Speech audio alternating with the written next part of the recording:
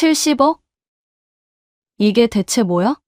새벽 2시 편의점 ATM 앞 화면 속 금액을 본 쌍둥이 자매는 손이 벌벌 떨렸습니다.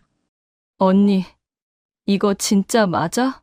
동생 서희가 떨리는 목소리로 물었습니다. 더 뽑으면 안 돼. 이건 잘못된 거야. 심장은 미친 듯이 뛰었습니다. 서연은 겁에 질려 약값 딱 3만 원만 뽑았습니다. 천식으로 쓰러진 동생을 위한 돈. 그게 전부였습니다. 하지만 이 작은 선택이 쌍둥이 자매의 운명을 완전히 바꿔놓을 줄은 아무도 몰랐습니다. 사연 시작하기 전 구독과 좋아요 눌러주시고 어디서 함께하고 계신지 댓글로 남겨주세요. 서울 외곽 작은 마을, 밤 10시가 막 넘은 시간이었습니다. 햇살 어린이집이라는 이름의 낡은 2층 고아원 건물에서는 불빛 하나 제대로 새어나오지 않았어요. 12월 중순, 겨울 한파가 매섭게 몰아치는 밤이었죠. 하늘에서는 한방눈이 쉴 새 없이 쏟아져 내렸고 바람은 건물 틈새로 거세게 파고들었습니다. 고아원 마당의 작은 나무들이 바람에 흔들리며 삐걱거렸어요. 2층 끝방, 그곳에서만 희미한 불빛이 새어나오고 있었습니다. 방 안에는 쌍둥이 자매 서연과 서희가 한 이불 속에 웅크리고 있었어요. 올해 고등학교 3학년 18살 쌍둥이였지만 지금 이 순간만큼은 어린아이처럼 보였습니다. 서희가 심하게 떨고 있었어요. 추워. 서희의 목소리는 가늘게 떨렸습니다. 입술은 파래져 있었고 얼굴은 창백했어요. 서연이 재빨리 자기 이불까지 벗어서 서희에게 덮어주었습니다. 조금만 참아, 내일 아침에 해 뜨면 조금 따뜻해질 거야. 서연은 서희를 꼭 안았어요. 고아원 보일러가 고장난 지 벌써 사흘째였습니다. 밤마다 기온은 영하로 떨어졌고 방 안은 냉장고처럼 차가웠어요. 수리비가 100만 원이나 든다는 말에 원장 선생님도 속만 태우고 계셨죠. 창밖으로는 눈보라가 미친 듯이 휘몰아쳤습니다. 하얀 눈송이들이 창문을 세차게 두드렸어요. 바람이 유리창을 때릴 때마다 방 전체가 흔들리는 것 같았습니다. 바로 그때였어요. 서희가 기침을 했습니다. 가슴 깊은 곳에서 올라오는 거친 기침 소리였어요. 거친 숨소리가 방 안에 울려 퍼졌습니다. 서희는 어려서부터 천식이 있었어요. 특히 겨울만 되면 증상이 심해졌죠. 약을 먹어야 하는데 약을 살 돈조차 없었습니다. 서연이 서희의 등을 쓸어주었어요. 괜찮아, 괜찮아. 하지만 서연의 마음은 전혀 괜찮지 않았습니다. 서희의 숨소리가 점점 더 거칠어지고 있었거든요. 쌍둥이 자매는 부모님을 잃고 이곳 고아원에 온 지 벌써 3년이 되었습니다. 서연이 중학교 3학년 때 일이었어요. 어느 봄날 갑자기 부모님이 교통사고로 돌아가셨습니다. 트럭이 신호를 무시하고 달려들었고 부모님은 그 자리에서 세상을 떠나셨어요. 친척도 없었고 갈 곳도 없었습니다. 결국 자매는 이 고아원으로 오게 되었죠. 처음엔 모든 게 낯설고 무서웠어요. 밤마다 악몽을 꾸었고 아침마다 눈물로 깼습니다. 하지만 서연은 서희를 지켜야 한다는 생각 하나로 버텼어요. 서희는 몸이 약했습니다. 감기도 자주 걸렸고 천식 때문에 밤마다 기침을 했어요. 그럴 때마다 서연은 밤새 서희 곁을 지켰죠. 지금도 그랬습니다. 서연은 서희를 안고 작은 목소리로 노래를 불러주었어요. 엄마가 불러주던 자장가였습니다. 자장 자장 우리 아가 잘도 잔다. 목이 메었지만 참았어요. 서희의 떨림이 조금씩 잦아들었습니다. 바로 그때였어요. 복도 끝에서 천천히 다가오는 발소리가 들렸습니다. 서연이 고개를 들었어요. 원장 선생님이었습니다. 원장 선생님은 올해 70이 다 되신 할머니였어요. 평생을 이 고아원을 운영하며 아이들을 돌봐오셨죠. 머리는 하얗게 새셨고 허리는 구부정했지만 눈빛만은 따뜻했습니다. 선생님은 서연과 서희의 방문 앞에 멈춰 섰어요. 문틈으로 새어나오는 희미한 불빛을 보셨던 것이죠. 선생님이 문을 살짝 열었습니다. 애들아, 아직 안 잤니? 서연이 깜짝 놀라 고개를 들었어요. 선생님. 원장 선생님은 방 안으로 천천히 들어오셨습니다. 손에는 낡은 담요 한 장을 들고 계셨어요. 구석에 쌓아둔 창고에서 꺼내 오신 것 같았습니다. 이거라도 덮어라, 미안하구나. 선생님의 목소리에는 안타까움이 가득했어요. 보일러 고치려면 돈이 100만 원은 들어야 한단다. 한숨이 나왔습니다. 나라에서 지원금이 나오긴 하는데 다음 달이 되어야 받을 수 있어. 서연이 담요를 받아 서희에게 조심스럽게 덮어주었어요. 괜찮아요, 선생님. 저희 이만하면 괜찮아요. 하지만 원장 선생님의 눈빛은 더욱 안타까워졌습니다. 서희의 얼굴을 보셨기 때문이에요. 창백한 얼굴, 파래진 입술, 그리고 거친 숨소리. 선생님은 천천히 서희 곁으로 다가가셨어요. 서희야, 많이 힘들지. 서희는 고개를 저었습니다. 아니에요, 저 괜찮... 하지만 말이 끝나자마자 또다시 기침이 터져 나왔어요.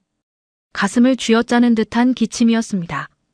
원장 선생님이 재빨리 서희의 이마에 손을 얹었어요. 뜨거웠습니다.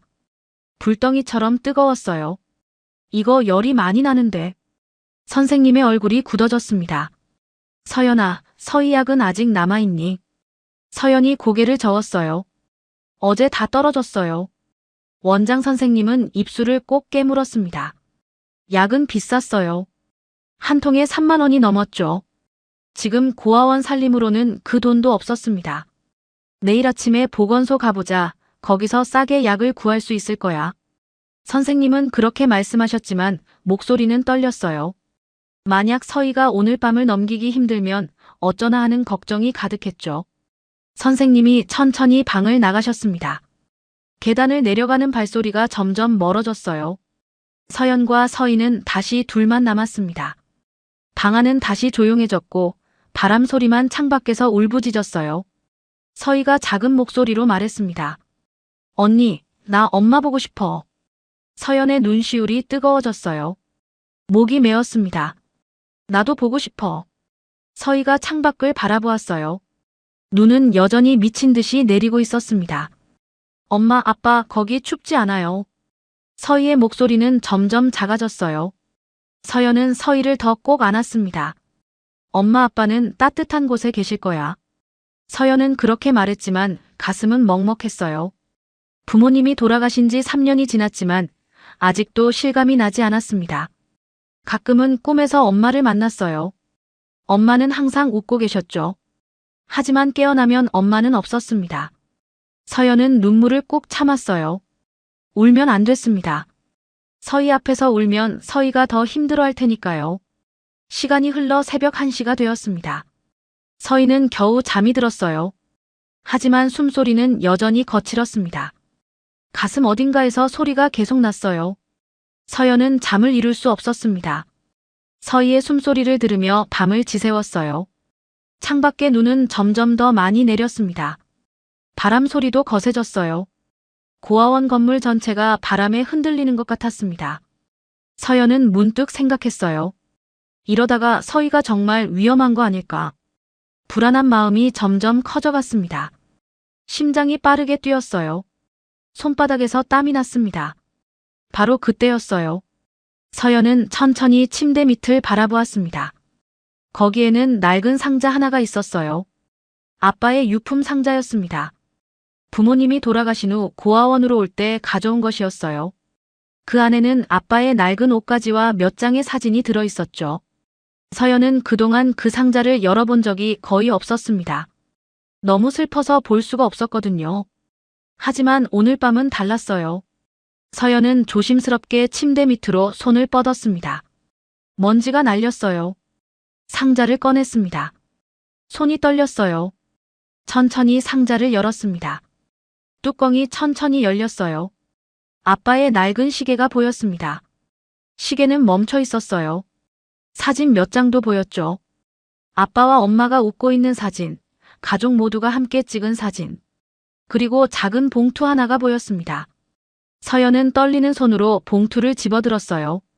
봉투 안에는 카드 한 장이 들어 있었습니다. 낡고 오래된 카드였어요. 카드 뒷면에는 작은 글씨가 적혀 있었습니다. 서연아, 미안하다. 아빠의 글씨였어요. 서연의 가슴이 쿵 하고 내려앉았습니다. 눈물이 핑 돌았어요. 그리고 문득 기억이 났습니다. 아빠가 돌아가시기 며칠 전이었어요. 아빠가 서연을 따로 불러서 말씀하신 적이 있었죠. 서연아, 이 카드는 정말 못 버티겠다 싶을 때만 써라. 당시에는 무슨 말인지 잘 몰랐습니다. 그냥 아빠가 하시는 말씀이니 그러려니 했어요. 하지만 지금은 달랐습니다. 서연은 카드를 꼭 쥐었어요. 정말 못 버티겠다 싶을 때. 지금이 바로 그때가 아닐까요? 서희의 거친 숨소리가 계속 들렸습니다. 서연은 결심했어요. 이 카드로 약을 사야 해. 서연은 조용히 일어났습니다. 서희가 깨지 않도록 조심스럽게 이불을 덮어주었어요. 그리고 카드를 주머니에 넣었습니다. 두꺼운 옷을 껴입고 문을 열었어요. 복도는 조용했습니다. 모두 잠든 시간이었어요. 서연은 계단을 조심스럽게 내려갔습니다. 낡은 계단이 삐걱거렸어요. 1층 현관문 앞에 섰습니다. 문을 열었어요. 찬바람이 얼굴을 세차게 때렸습니다. 입김이 하얗게 나왔어요. 눈은 여전히 미친 듯이 내리고 있었습니다. 서연은 고아원 문을 나섰어요. 가장 가까운 편의점까지는 20분 정도 걸어야 했습니다. 새벽 2시, 거리는 텅 비어 있었어요. 가로등 불빛만이 하얗게 내리는 눈을 외롭게 비추고 있었죠. 서연은 걷기 시작했습니다. 눈속을 걸었어요. 발을 디딜 때마다 눈이 푹푹 빠졌습니다. 발자국이 눈 위에 깊이 찍혔어요. 하지만 곧 새로 내리는 눈이 발자국을 덮어버렸습니다. 바람이 거세게 불었어요. 서연의 얇은 옷을 뚫고 바람이 파고들었습니다.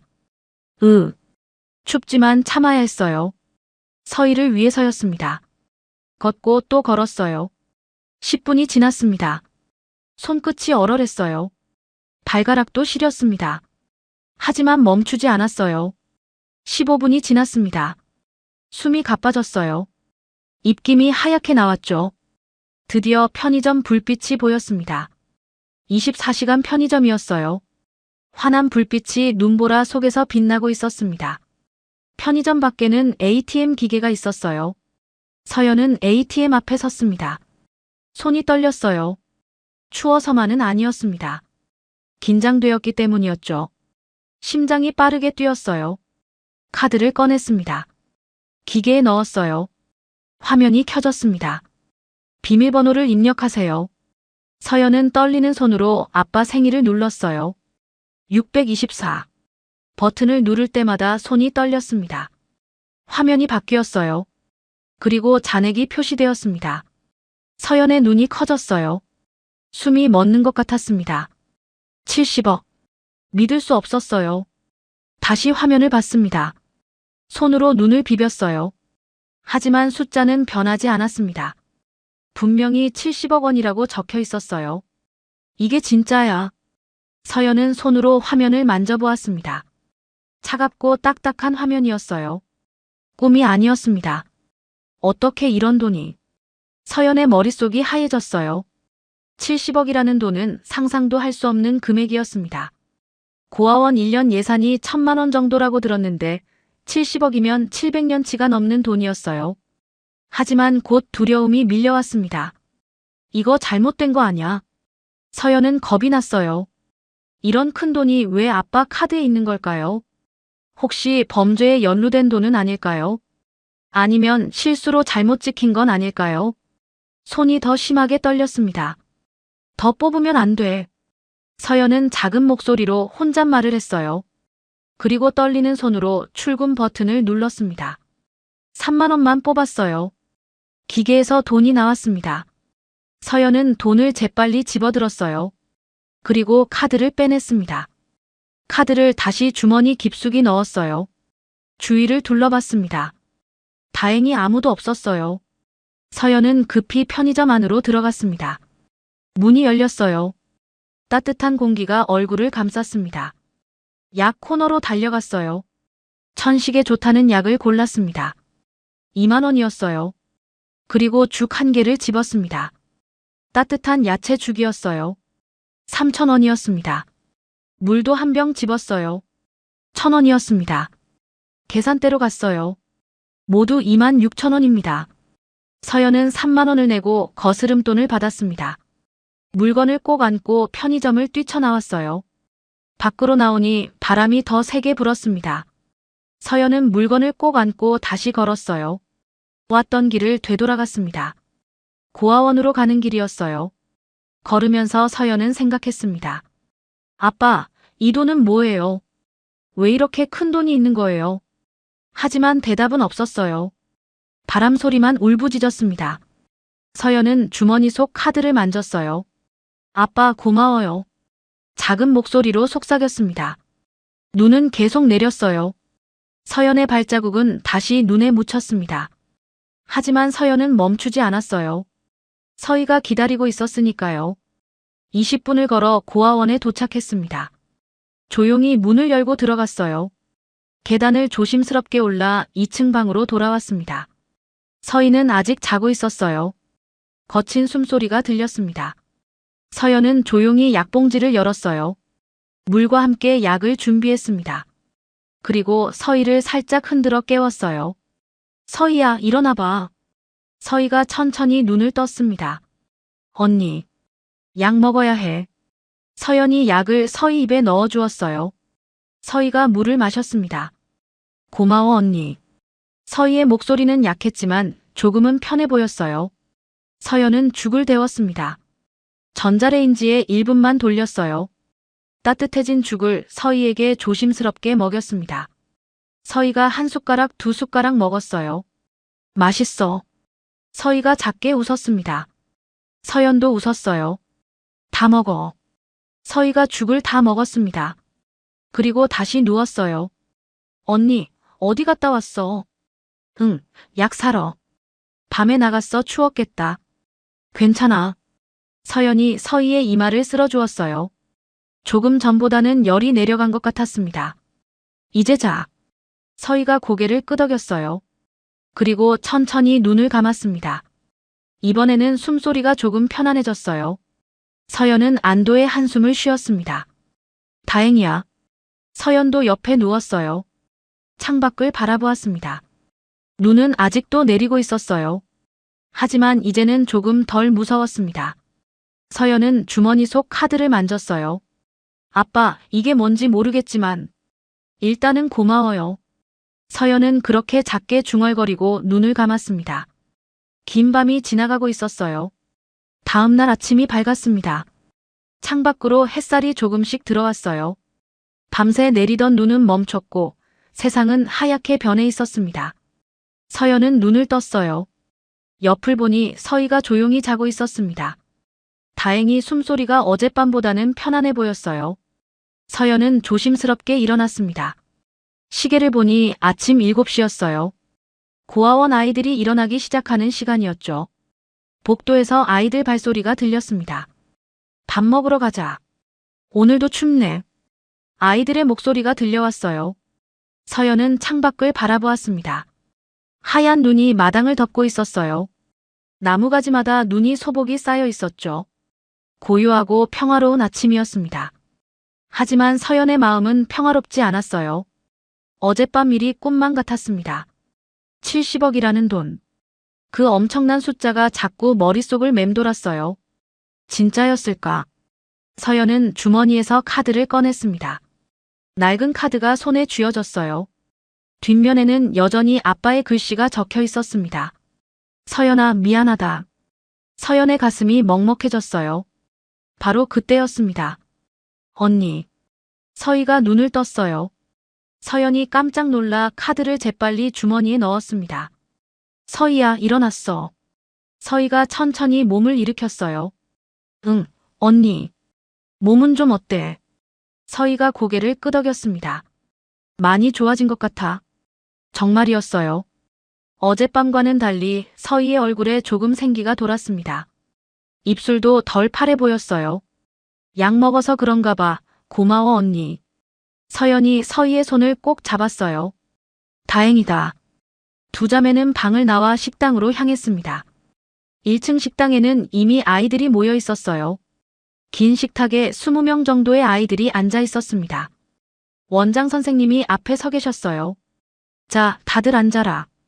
아이들이 조용히 자리에 앉았습니다. 서연과 서희도 구석자리에 앉았어요. 아침은 흰죽과 김치였습니다. 따뜻한 김이 모락모락 올라왔어요. 잘 먹겠습니다. 아이들이 함께 인사했습니다. 서연은 죽을 떠서 입에 넣었어요. 따뜻했습니다. 몸이 녹는 것 같았어요. 서희도 죽을 먹었습니다. 맛있다. 서희가 작게 웃었어요. 식사 시간은 조용했습니다. 아이들은 각자 죽을 먹으며 생각에 잠겨 있었어요. 이곳 아이들은 모두 부모가 없는 아이들이었습니다. 어떤 아이는 버려졌고 어떤 아이는 부모가 돌아가셨죠. 모두 각자의 슬픈 사연이 있었습니다. 식사가 끝나고 아이들이 하나둘 자리에서 일어났어요. 서연과 서희도 일어나려는데 원장 선생님이 다가오셨습니다. 서희야, 오늘 몸은 좀 괜찮니? 서희가 고개를 끄덕였어요. 네, 선생님 많이 좋아졌어요.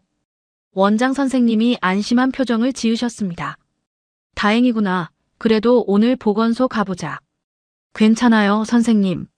하지만 원장 선생님은 고개를 저으셨어요. 안 돼, 확실히 검사받아야 해. 서연이 말했습니다. 선생님, 제가 데리고 갈게요. 그래, 서연이가 데리고 가거라. 원장 선생님이 서연의 어깨를 두드리셨어요. 너희 둘이 참 기특하구나. 서연과 서희는 방으로 돌아왔습니다. 외출 준비를 했어요. 두꺼운 옷을 입고 목도리를 둘렀습니다. 준비를 하는 동안 서연은 계속 생각했어요. 어젯밤 일이 자꾸 머릿속을 떠나지 않았습니다. 70억이라는 돈. 그게 정말 진짜일까요? 아니면 기계 오류였을까요? 언니 뭐 생각해? 서희의 목소리에 서연이 정신을 차렸어요. 아, 아무것도 아니야. 언니 표정이 이상해. 서희가 걱정스러운 눈으로 서연을 바라봤습니다. 정말 괜찮아. 서연이 억지로 웃었어요. 두 자매는 고아원을 나섰습니다. 보건소까지는 버스를 타고 30분 정도 걸렸어요. 버스 정류장까지 걸어가는 동안 서연은 계속 생각에 잠겨 있었습니다.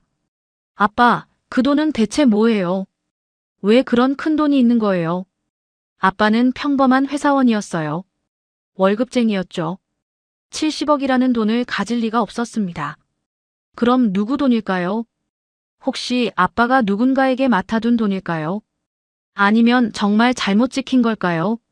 서연의 머릿속은 복잡했습니다. 버스가 왔어요. 두 자매는 버스에 올라탔습니다. 뒷자리에 앉았어요. 창밖을 바라보며 서연은 계속 생각했습니다. 그때 문득 떠오른 게 있었어요. 그래, 아빠 유품 상자.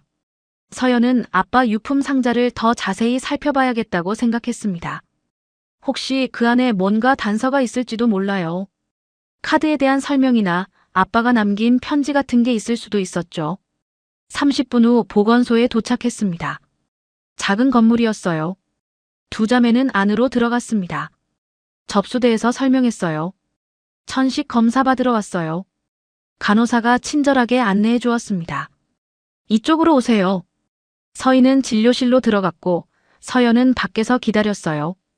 긴 의자에 앉아 시간을 보냈습니다. 잡지를 보려다가 그만뒀어요. 집중이 안 됐습니다. 머릿속은 온통 그 카드 생각뿐이었어요. 30분쯤 지나 서희가 나왔습니다. 의사 선생님이 함께 나오셨어요. 천식 증상이 좀 있네요. 심각한가요? 서연이 걱정스럽게 물었습니다. 지금은 괜찮은데 겨울에 조심해야 해요. 의사 선생님이 설명하셨어요. 약을 꾸준히 먹고 따뜻하게 지내야 해요. 알겠습니다. 약 처방을 받았어요. 일주일치 약이었습니다. 약국에서 약을 받고 다시 버스를 탔어요. 고아원으로 돌아가는 길이었습니다. 버스 안에서 서희가 말했어요. 언니 고마워. 뭐가? 항상 나 챙겨줘서. 서연이 서희의 손을 잡았습니다. 당연한 거야. 두 자매는 고아원에 돌아왔어요. 점심시간이 막 지난 시간이었습니다. 방으로 돌아와 옷을 벗었어요. 서희가 침대에 누웠습니다. 언니, 나 좀 자도 돼. 응, 자. 서희는 금방 잠이 들었어요. 아침부터 밖에 다녀와서 피곤했던 거죠. 서연은 서희가 자는 걸 확인하고 침대 밑을 바라보았습니다. 아빠의 유품 상자가 거기 있었어요. 서연은 조심스럽게 상자를 꺼냈습니다. 천천히 뚜껑을 열었어요.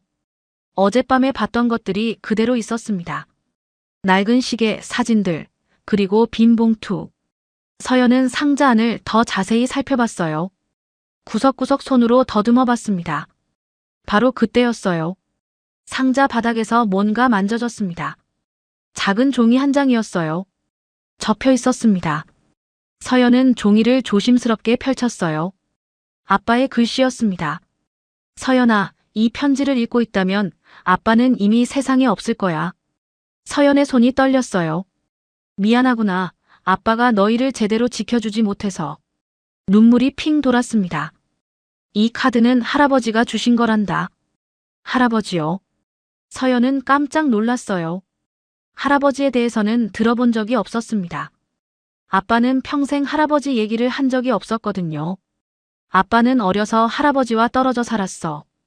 편지는 계속 이어졌습니다. 할아버지는 큰 회사를 하시는 분이셨지. 하지만 할아버지와 아빠는 사이가 안 좋았단다. 서연은 편지를 읽으며 숨을 죽였어요. 할아버지는 아빠에게 이 카드를 주시며 말씀하셨어. 정말 힘들 때 쓰라고. 하지만 아빠는 평생 이 카드를 쓰지 않았어. 아빠는 할아버지 돈을 쓰기 싫었거든. 하지만 이젠 아빠가 없으니 너희가 써야 할 것 같구나. 서연의 눈에서 눈물이 떨어졌어요. 서연아, 서희야. 할아버지를 찾아가렴. 이 카드로 할아버지를 찾을 수 있을 거야. 아빠는 고집 때문에 할아버지를 못 만났지만 너희는 할아버지를 만나야 해. 혼자 살기엔 세상이 너무 힘들단다. 편지는 거기서 끝났어요. 마지막에 작은 글씨로 적혀 있었습니다. 사랑한다, 우리 딸들. 서연은 편지를 꼭 쥐고 울었습니다. 소리내지 않으려고 입을 막았어요. 눈물이 멈추지 않았습니다. 아빠. 작은 목소리로 불러봤어요. 하지만 대답은 없었습니다. 한참을 울고 나서야 서연은 정신을 차렸어요. 편지를 다시 읽어봤습니다. 할아버지를 찾아가렴. 이 카드로 할아버지를 찾을 수 있을 거야. 그럼 그 70억은 할아버지 돈이었던 거예요. 그리고 할아버지는 큰 회사를 하시는 분이라고 했죠. 서연은 생각했습니다. 어떻게 찾지? 카드로 어떻게 할아버지를 찾는다는 걸까요? 은행에 가면 알 수 있을까요? 아니면 카드를 또 써야 하는 걸까요? 서연은 혼란스러웠어요. 하지만 한 가지는 확실했습니다. 이제 가만히 있을 수만은 없었어요. 아빠가 마지막으로 남긴 말씀이었습니다. 할아버지를 찾아야 했어요. 서연은 편지를 조심스럽게 접어서 주머니에 넣었습니다. 그리고 카드도 함께 넣었어요. 창밖을 바라보았습니다. 해가 서쪽으로 기울고 있었어요.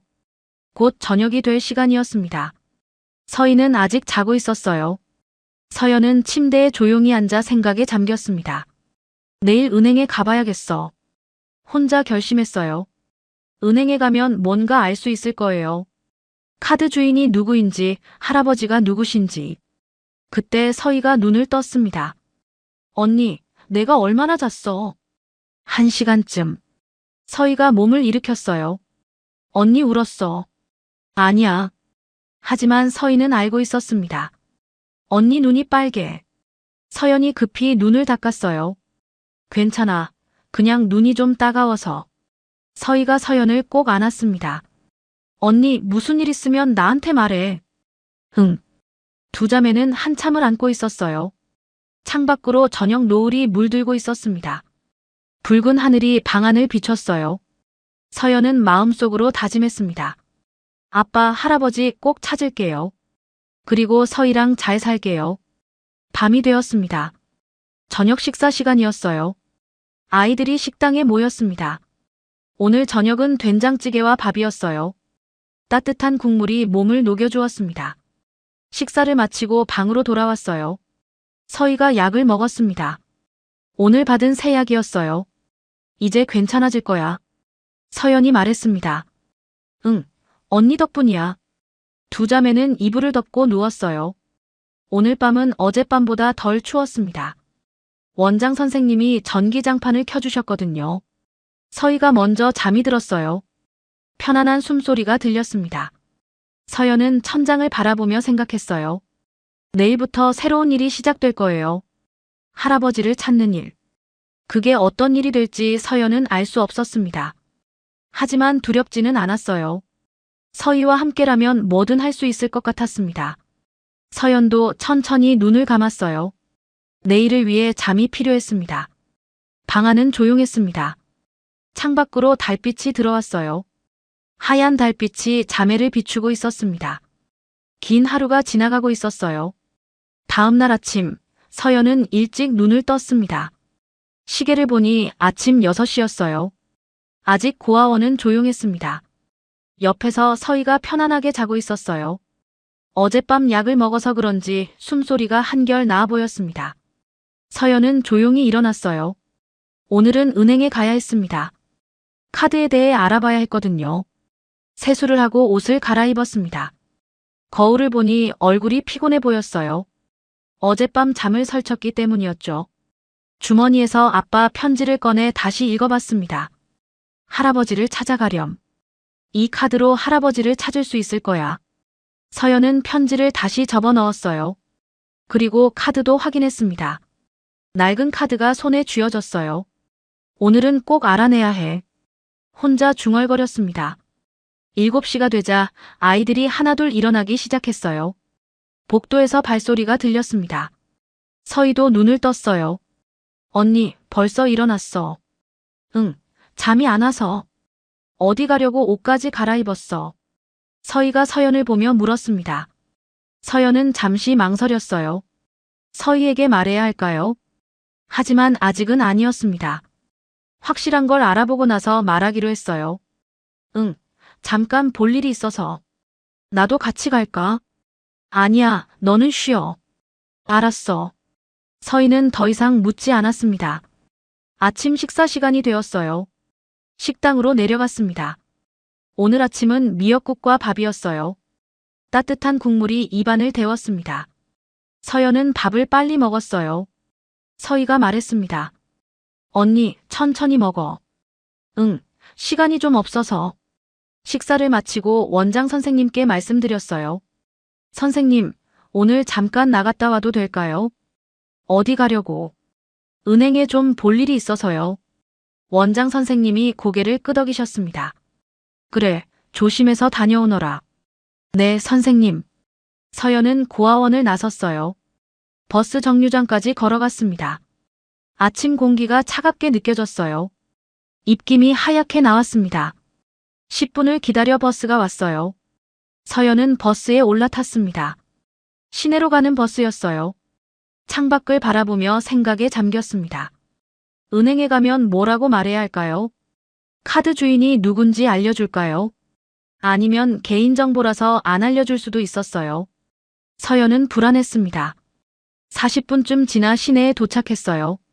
큰 은행 건물이 보였습니다. 서연은 버스에서 내렸어요. 은행 앞에 섰습니다.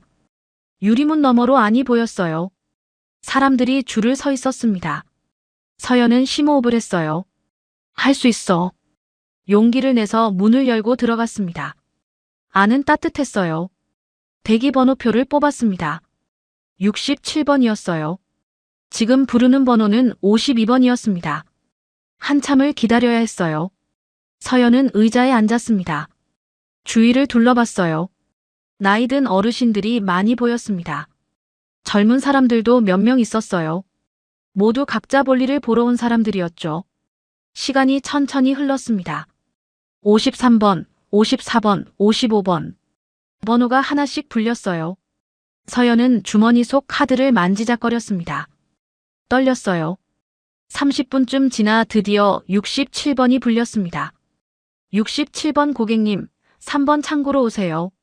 서연이 벌떡 일어났어요. 3번 창구로 갔습니다. 젊은 여자 직원이 앉아 있었어요. 어서 오세요. 무엇을 도와드릴까요? 서연은 떨리는 손으로 카드를 꺼냈습니다.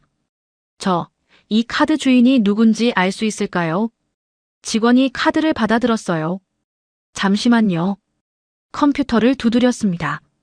화면을 보더니 고개를 갸우뚱했어요. 이 카드는 아주 오래된 카드네요. 네. 고객님, 본인 카드 아니신가요? 아니요. 돌아가신 아빠 카드예요. 직원의 표정이 조금 부드러워졌습니다. 그러시군요. 이 카드 주인이 누군지 알 수 있을까요? 직원이 난처한 표정을 지었어요. 죄송하지만 개인정보라서 함부로 알려드릴 수가 없어요. 서연의 가슴이 철렁 내려앉았습니다. 하지만 제 아빠 유품이에요. 그래도 규정상 안 됩니다. 그럼 어떻게 해야 하나요? 직원이 생각하더니 말했습니다. 가족관계 증명서를 가져오시면 확인해 드릴 수 있어요. 가족관계 증명서요. 네, 그리고 사망 진단서도 필요해요. 서연은 난감했어요. 그런 서류들은 고아원에 있을 거예요. 원장 선생님께 부탁해야 했습니다. 알겠습니다. 감사합니다.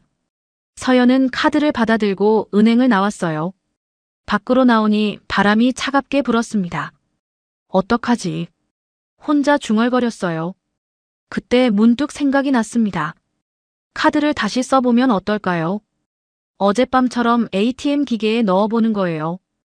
혹시 또 뭔가 알 수 있을지도 몰랐습니다. 서연은 주위를 둘러봤어요. 은행 밖에 ATM 기계가 있었습니다. 그쪽으로 걸어갔어요. 기계 앞에 섰습니다. 주위를 살폈어요. 다행히 사람이 별로 없었습니다. 카드를 넣었어요. 화면이 켜졌습니다. 비밀번호를 눌렀어요. 624. 화면이 바뀌었습니다. 그리고 또다시 그 숫자가 나타났어요. 70억 원. 여전히 그대로였습니다. 서연은 화면을 뚫어지게 바라봤어요. 이게 정말 할아버지 돈이구나. 확신이 들었습니다. 그런데 바로 그때였어요. 화면 아래에 작은 글씨가 보였습니다. 카드 소유자 차명재. 서연의 눈이 커졌어요. 차명재. 이름이 나와 있었습니다. 할아버지 이름이 차명재구나. 서연은 급히 주머니에서 휴대폰을 꺼냈어요. 이름을 검색했습니다. 차명재. 검색 결과가 주르르 나왔어요. 맨 위에 뉴스 기사가 보였습니다. 화성그룹 차명재 회장. 서연은 기사를 눌렀어요. 사진이 나왔습니다. 나이든 할아버지 사진이었어요. 70대쯤 되어 보이는 분이었습니다. 기사를 읽어 내려갔어요. 화성그룹은 국내 10대 기업 중 하나. 차명재 회장은 30년간 그룹을 이끌어왔다. 현재 건강이 좋지 않아 일선에서 물러난 상태. 서연은 숨이 막혔어요. 할아버지가 재벌 회장이라니. 믿을 수 없었습니다. 아빠는 평범한 회사원이었는데 할아버지는 대기업 회장이셨던 거예요. 그럼 아빠는 왜 가난하게 사셨을까요? 왜 할아버지와 연락을 안 하셨을까요? 서연의 머릿속이 복잡해졌습니다. 기사를 더 읽어봤어요. 차명재 회장은 10년 전 외동아들을 잃었다. 그 이후 건강이 급격히 나빠졌다고 알려져. 외동아들. 그게 아빠였구나. 서연의 눈에서 눈물이 났어요. 할아버지도 아빠를 잃고 슬퍼하셨던 거예요. 서연은 ATM 화면을 다시 봤습니다. 70억이라는 숫자가 눈에 들어왔어요. 그리고 문득 생각했습니다. 할아버지를 찾아가야 해요. 하지만 어떻게 찾아갈까요? 큰 회사 회장님인데 함부로 찾아갈 수 있을까요? 서연은 망설였습니다. 그때 화면에 메시지가 떴어요. 계속 거래하시겠습니까? 서연은 생각했어요. 돈을 조금만 더 뽑아볼까요? 그럼 또 뭔가 알 수 있을지도 몰라요. 손이 떨렸습니다. 출금 버튼을 눌렀어요. 이번에도 3만 원만 뽑기로 했습니다. 그 이상은 무서웠거든요. 기계에서 돈이 나왔어요. 서연은 돈을 받아들었습니다. 그리고 카드도 빼냈어요. 영수증도 함께 나왔습니다. 영수증을 보니 이상한 게 있었어요. 맨 아래에 작은 글씨로 적혀 있었습니다. 사용 알림이 등록번호로 전송되었습니다. 서연은 깜짝 놀랐어요. 알림이 전송됐다고. 그럼 할아버지가 알 수도 있다는 거예요. 카드를 누가 쓰고 있는지. 서연의 심장이 빠르게 뛰었습니다. 어떡하죠? 할아버지가 알게 되면 어떻게 될까요? 서연은 불안했어요. 하지만 동시에 조금 안심도 됐습니다. 할아버지가 아신다면 혹시 찾아오실 수도 있지 않을까요? 서연은 영수증을 주머니에 넣었어요. ATM 기계 앞을 떠났습니다. 근처 편의점으로 갔어요. 뭔가 먹어야 할 것 같았습니다. 아침부터 긴장해서 배가 고팠거든요. 편의점에서 삼각김밥 하나와 우유 하나를 샀어요. 밖에 있는 의자에 앉아서 먹었습니다. 삼각김밥을 한 입 베어 물었어요. 김치 맛이 났습니다. 우유도 한 모금 마셨어요. 차가웠지만 목이 축여졌습니다. 먹으면서 생각했어요. 이제 어떻게 해야 할까요? 할아버지가 알림을 받으셨다면 뭔가 조치를 취하실 거예요. 혹시 경찰에 신고하실까요?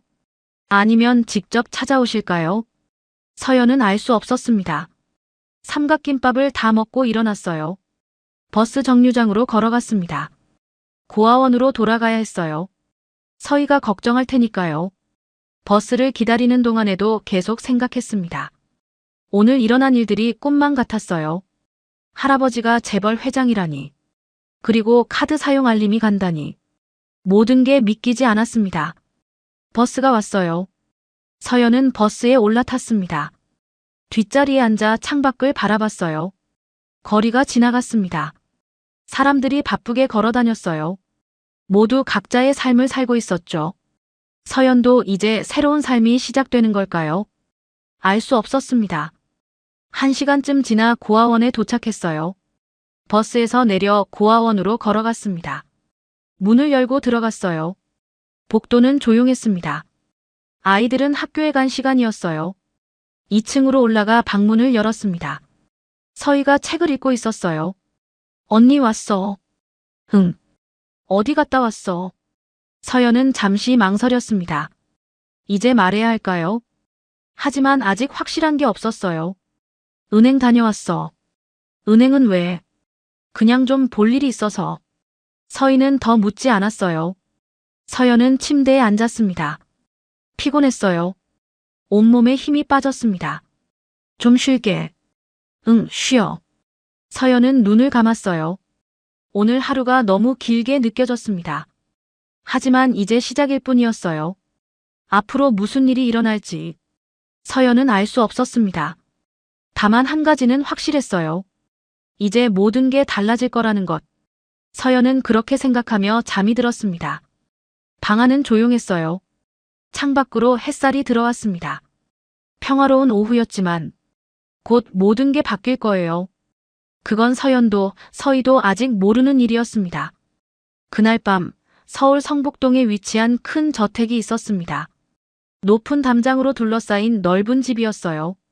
대문 앞에는 경비원이 서 있었고 정원에는 나무들이 줄지어 서 있었죠. 이곳이 바로 화성그룹 회장 차명재의 집이었습니다.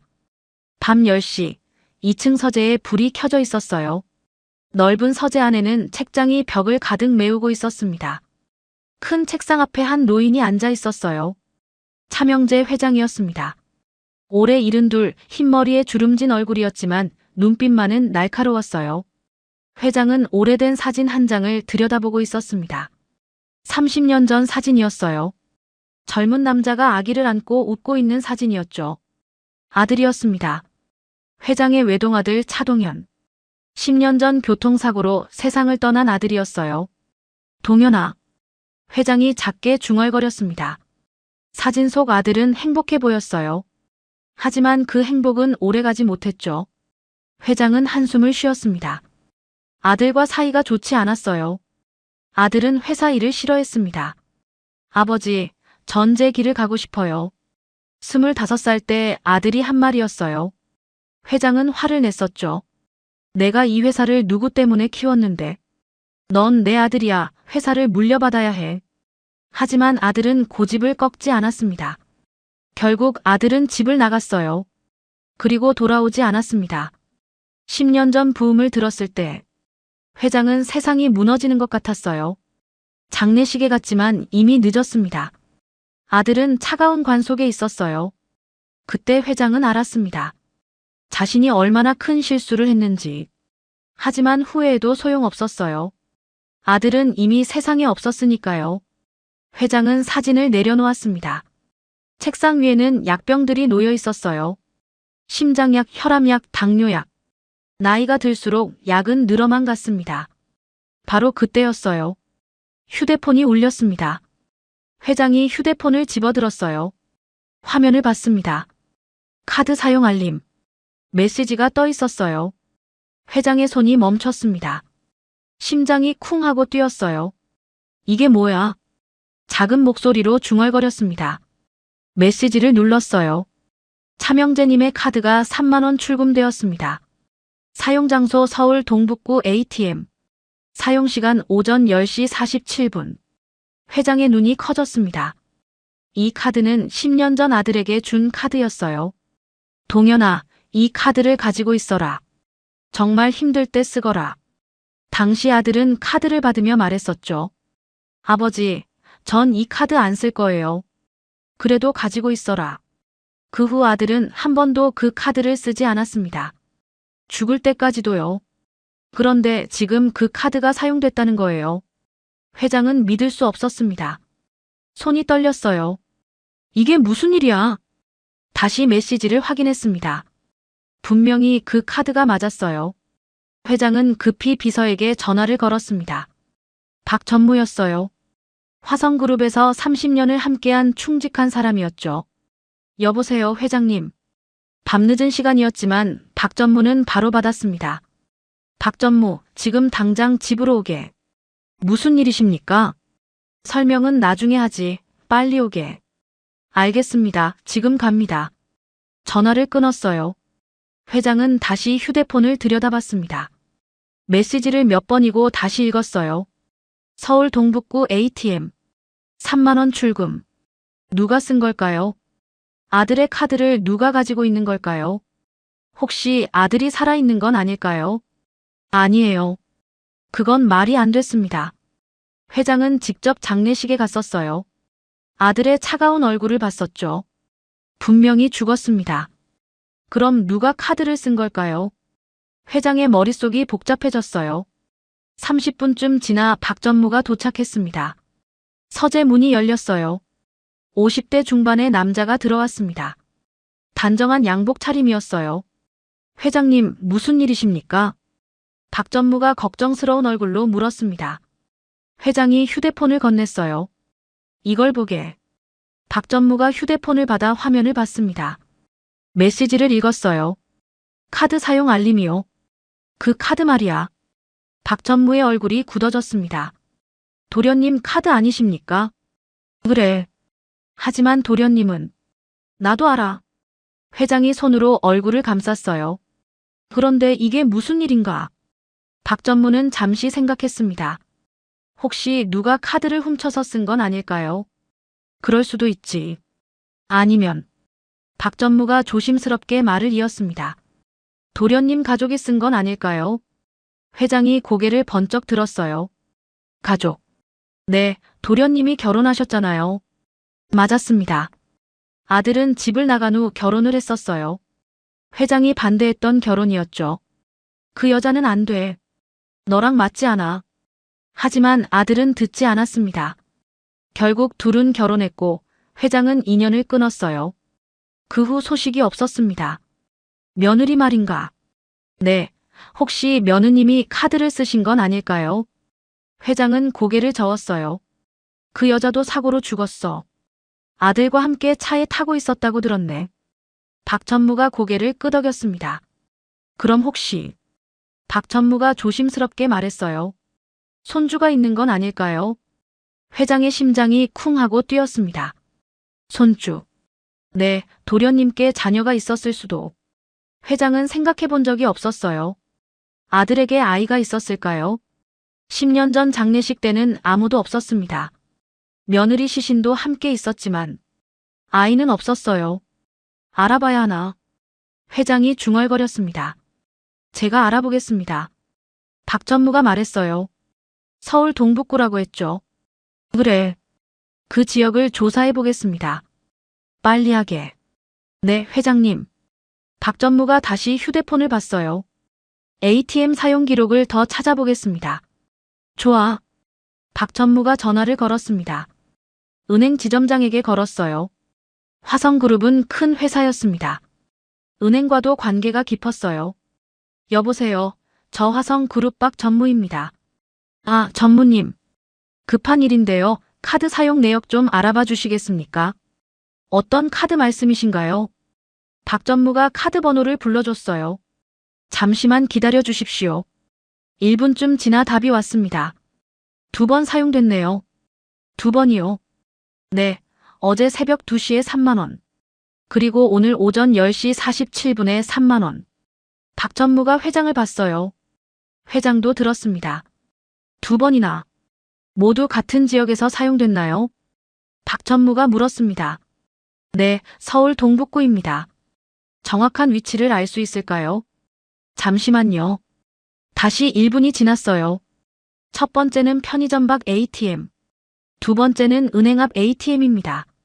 주소 좀 알려주시겠습니까? 주소를 받아 적었습니다. 감사합니다. 전화를 끊었어요. 박 전무가 회장에게 말했습니다. 2번 사용됐답니다. 어제 새벽에 1번, 오늘 오전에 1번. 모두 3만 원씩. 회장이 눈살을 찌푸렸어요. 3만 원씩이라고. 네. 이상했습니다. 카드에는 70억이 들어있었어요. 그런데 3만 원씩만 뽑다니. 누가 그렇게 쓸까요? 도둑이라면 큰 돈을 뽑았을 거예요. 하지만 3만 원만 뽑았다는 건 뭔가 다른 이유가 있는 것 같았습니다. 내일 당장 그곳에 가보게. 회장이 말했어요. 제가 가겠습니다. 아니, 나도 같이 가겠네. 회장님께서 직접이요. 박 전무가 놀랐습니다. 회장은 건강이 좋지 않았어요. 밖에 잘 나가지도 않았죠. 그래, 내가 가야겠어. 회장의 목소리는 단호했습니다. 혹시 내 손주일지도 모르잖나. 알겠습니다. 박 전무가 고개를 끄덕였어요. 내일 아침 일찍 준비하겠습니다. 그래, 차 10대를 준비하게. 10대요? 그래, 제대로 알아봐야 하니까. 회장의 눈빛이 날카로웠습니다. 오랜만에 보는 눈빛이었어요. 박 전무는 회장이 달라진 걸 느꼈습니다. 10년간 죽은 사람처럼 지내던 회장이었어요. 하지만 지금은 살아있는 사람 같았습니다. 알겠습니다. 준비하겠습니다. 박 전무가 서재를 나갔어요. 회장은 혼자 남았습니다. 다시 휴대폰을 들여다봤어요. 서울 동북구. 3만 원. 중얼거렸습니다. 그리고 아들 사진을 다시 들었어요. 동현아, 내 아이가 살아있는 거니. 회장의 눈에서 눈물이 흘렀습니다. 10년 만에 흘리는 눈물이었어요. 꼭 찾을 거야. 내 아이를 꼭 찾을 거야. 회장은 사진을 가슴에 안았습니다. 오랜만에 가슴이 뛰었어요. 희망이 생긴 것 같았습니다. 밤은 깊어갔지만 회장은 잠들 수 없었어요. 내일이 기다려졌습니다. 내일이면 알 수 있을 거예요. 카드를 쓴 사람이 누군지, 혹시 정말 손주인지. 회장은 창밖을 바라봤습니다. 서울의 야경이 보였어요. 어딘가 저 밑에 회장의 손주가 있을지도 몰랐습니다. 기다려라. 할아버지가 꼭 찾아갈 테니. 회장은 그렇게 중얼거리며 밤을 지새웠습니다. 긴 밤이 지나가고 있었어요.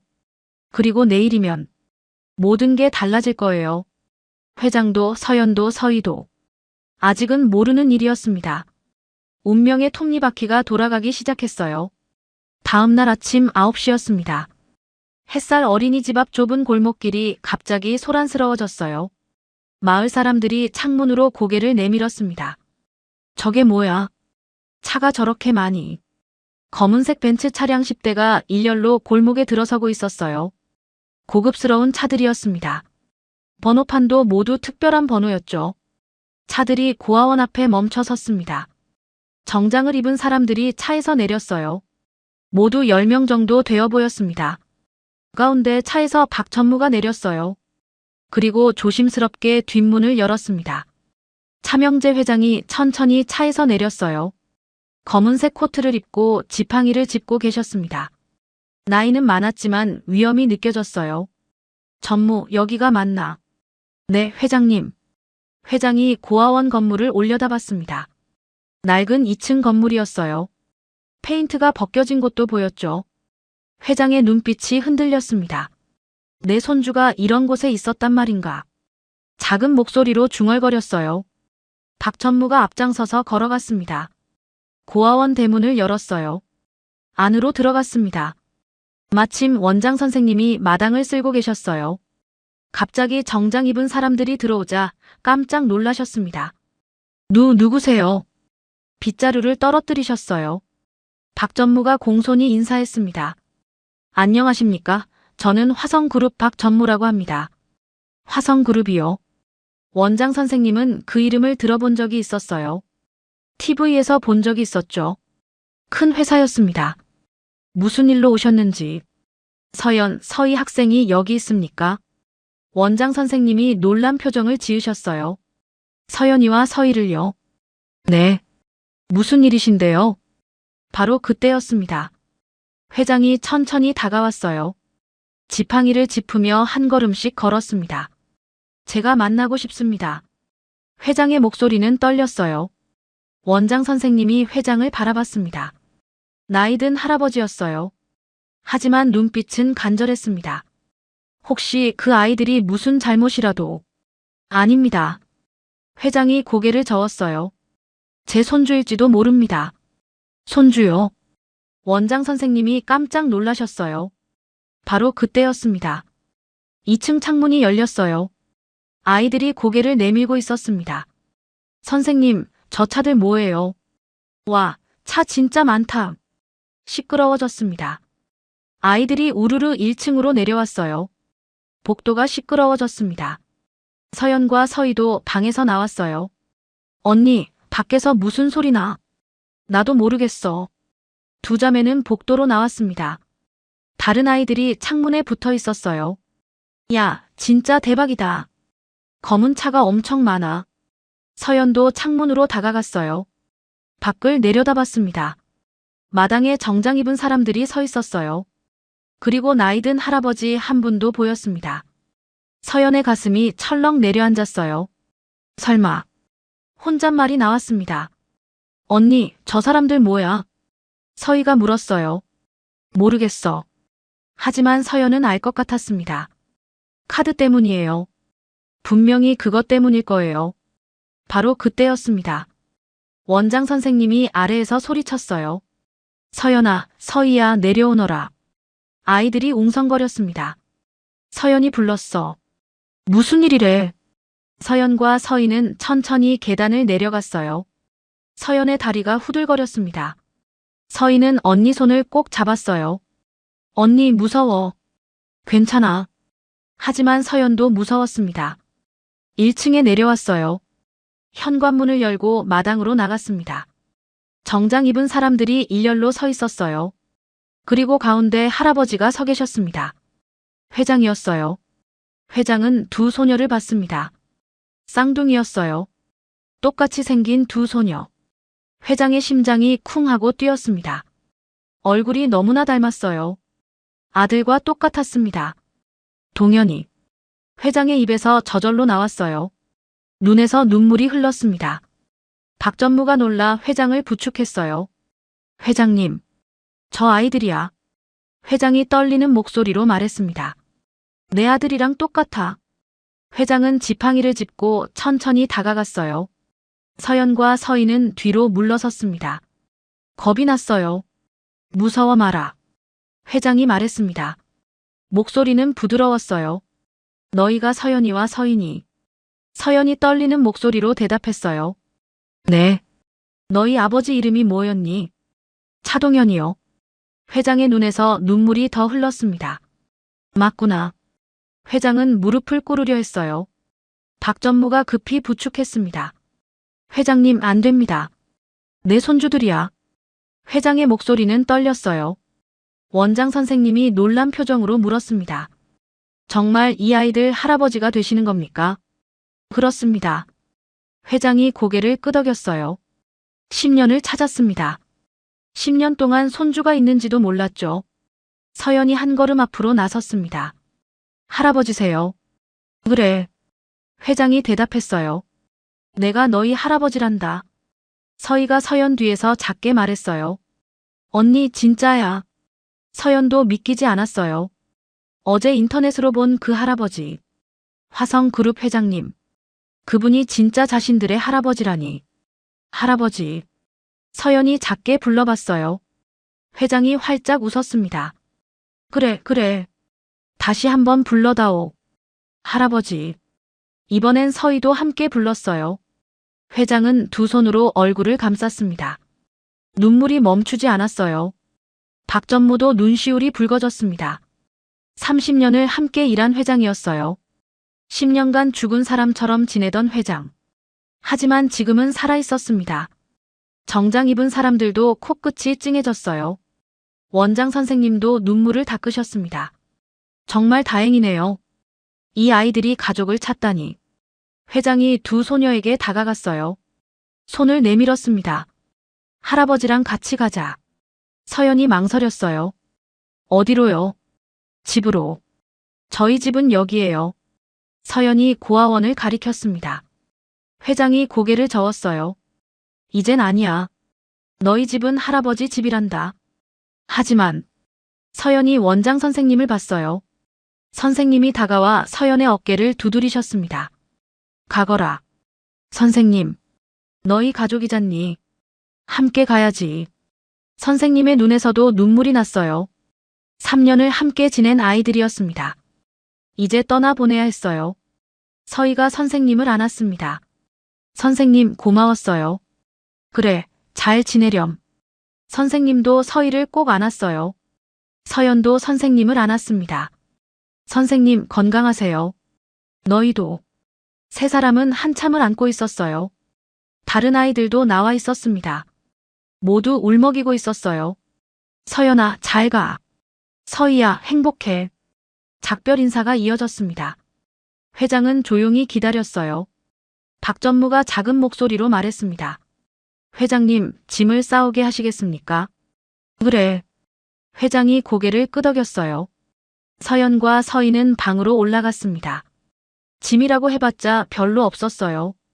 옷 몇 벌, 책 몇 권, 그리고 아빠의 유품 상자. 서연은 상자를 꼭 안았어요. 아빠, 우리 할아버지 만났어요. 작게 중얼거렸습니다. 서희가 방을 둘러봤어요. 언니, 여기서 3년 살았는데. 응. 이제 떠나는구나. 응. 두 자매는 잠시 방 안을 바라봤습니다. 추억이 많은 방이었어요. 힘들었지만 함께 버텨낸 곳이었죠. 가자. 서연이 말했어요. 응. 두 자매는 짐을 들고 내려갔습니다. 마당에는 아직도 사람들이 기다리고 있었어요. 회장이 두 소녀를 봤습니다.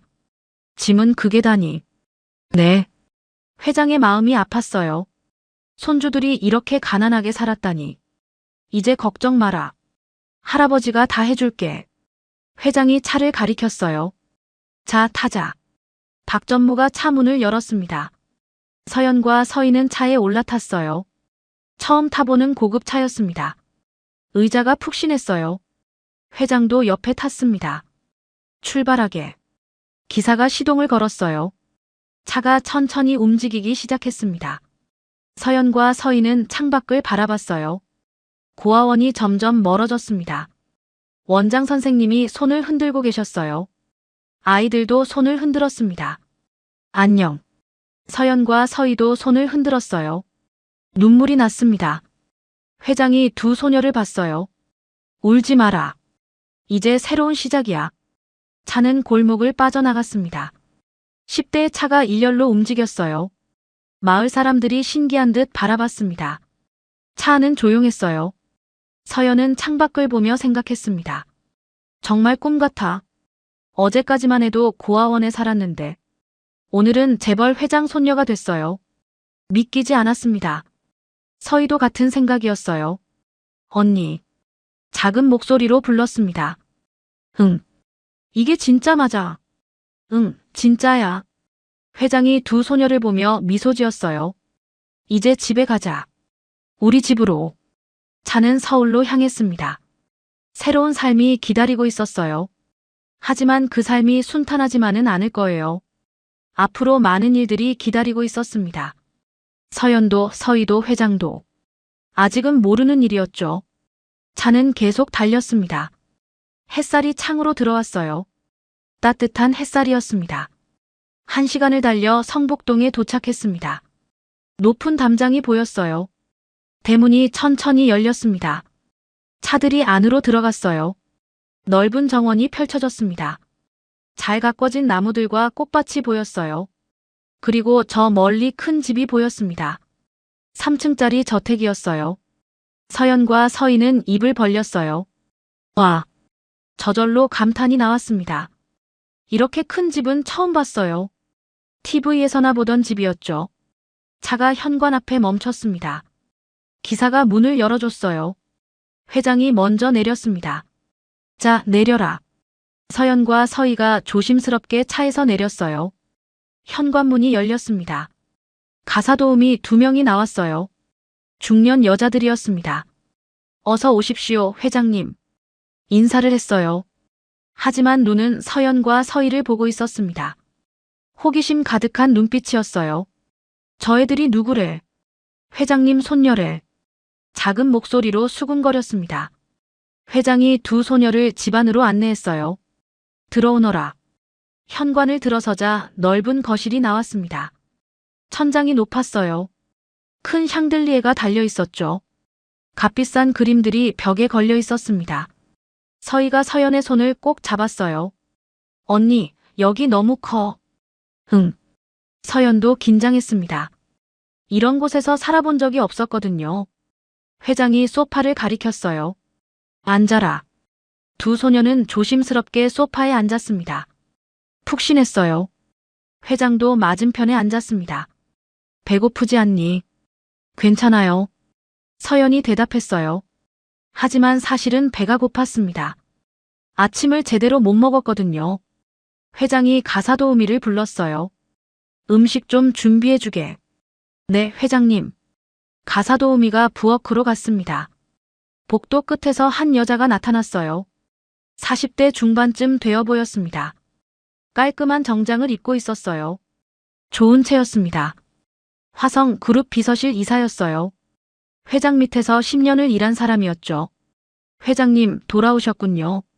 공손히 인사했습니다. 회장이 고개를 끄덕였어요. 그래. 좋은 채가 서연과 서희를 봤습니다. 눈빛이 날카로웠어요. 이 아이들이 내 손녀들이야. 회장이 말했습니다. 좋은 채의 얼굴이 굳어졌어요. 미소를 지으려 했지만 어색했습니다. 그렇습니까? 정말 놀랍네요. 목소리에는 감정이 없었어요. 좋은 채는 회장을 10년간 보좌했습니다. 회장이 아들을 잃고 무너졌을 때 옆에서 회사를 지킨 사람이었어요. 그 공로로 비서실 이사까지 올랐죠. 하지만 지금 상황이 마음에 들지 않았습니다. 갑자기 나타난 손녀들.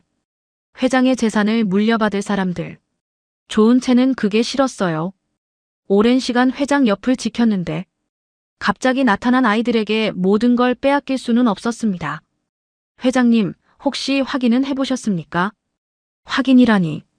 정말 손녀가 맞는지요? 회장의 얼굴이 굳어졌어요. 무슨 소리야? 요즘 세상에 사기꾼이 많지 않습니까? 좋은 채가 조심스럽게 말했습니다. 돈을 노리고 거짓말을 하는 사람들도 있고요. 회장이 화를 냈어요. 이 아이들이 그럴 리 없어. 얼굴을 보게. 내 아들이랑 똑같지 않나? 하지만 얼굴만으로는 부족합니다. 좋은 채가 고집을 부렸어요. 제대로 검사를 받아봐야 합니다. 박 전무가 끼어들었습니다. 조이사 말도 일리가 있습니다. 전무까지. 회장이 답답해했어요. 유전자 검사를 받아보시죠. 박 전무가 말했습니다. 그러면 확실해집니다. 회장은 잠시 생각했어요. 마음에 들지는 않았지만 검사를 받는 게 나을 것 같았습니다. 알았네. 검사를 하지. 좋은 채가 미소를 지었어요. 제가 준비하겠습니다. 서연이 불안한 표정으로 물었어요. 유전자 검사요. 그래. 회장이 대답했습니다. 너희가 내 손녀라는 걸 증명하는 거야. 하지만 저희는. 걱정 마라. 회장이 서연의 손을 잡았어요. 금방 끝나. 아프지도 않아. 서희가 겁먹은 표정을 지었어요. 언니 무서워.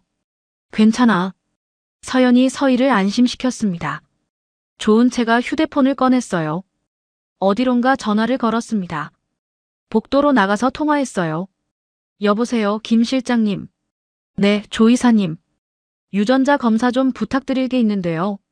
말씀하세요. 좋은 채가 주위를 살폈어요. 아무도 없었습니다. 작은 목소리로 말했어요. 검사 결과를 조절할 수 있나요? 조절이요? 네, 음성으로 나오게. 전화 너머 침묵이 흘렀습니다. 그건 좀 5억 들이죠. 조은채가 단호하게 말했어요. 생각해보시고 연락주세요. 전화를 끊었습니다. 조은채의 눈빛이 차갑게 식었어요. 이 아이들을 쫓아내야 했습니다. 회장의 재산을 지켜야 했어요. 아니, 자신의 자리를 지켜야 했습니다. 조은채는 다시 거실로 돌아왔어요. 회장님, 내일 병원 예약했습니다. 그래. 오늘은 애들 좀 쉬게 해주지. 회장이 말했습니다. 방을 준비했나?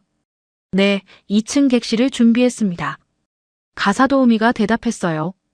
안내해 드릴까요? 그래. 회장이 서연과 서희를 봤어요. 가서 쉬어라. 옷도 갈아입고. 네. 두 소녀는 일어났습니다.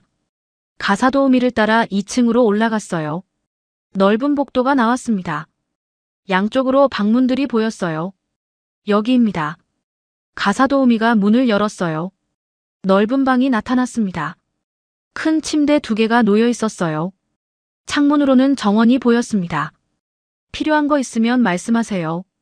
가사도우미가 나갔어요. 문이 닫혔습니다. 서연과 서희는 방 안을 둘러봤어요. 언니, 여기 진짜 크다. 서희가 침대에 폴짝 뛰어 올랐습니다. 푹신해. 서연은 창가로 갔어요. 밖을 내려다봤습니다. 넓은 정원이 보였어요. 정원사 한 명이 나무를 다듬고 있었습니다. 정말 꿈 같아. 서연이 중얼거렸어요. 하지만 동시에 불안했습니다. 아까 그 여자 조은채. 눈빛이 차가웠어요. 분명히 자신들을 좋아하지 않았습니다. 서희가 다가왔어요. 언니 걱정돼. 뭐가? 저 아줌마. 조은채 이사 말이야. 응, 우리 싫어하는 것 같아. 서연도 그렇게 느꼈어요. 조심하자. 응. 두 자매는 손을 꼭 잡았습니다. 밤이 되었습니다. 저녁 식사 시간이었어요. 큰 식탁에 음식이 차려졌습니다. 회장이 상석에 앉았어요. 서연과 서희는 옆에 앉았습니다.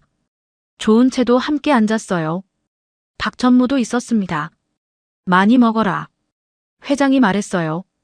음식이 정말 많았습니다. 고아원에서는 볼 수 없던 음식들이었어요. 서희가 조심스럽게 반찬을 집었습니다. 맛있었어요. 맛있어, 언니.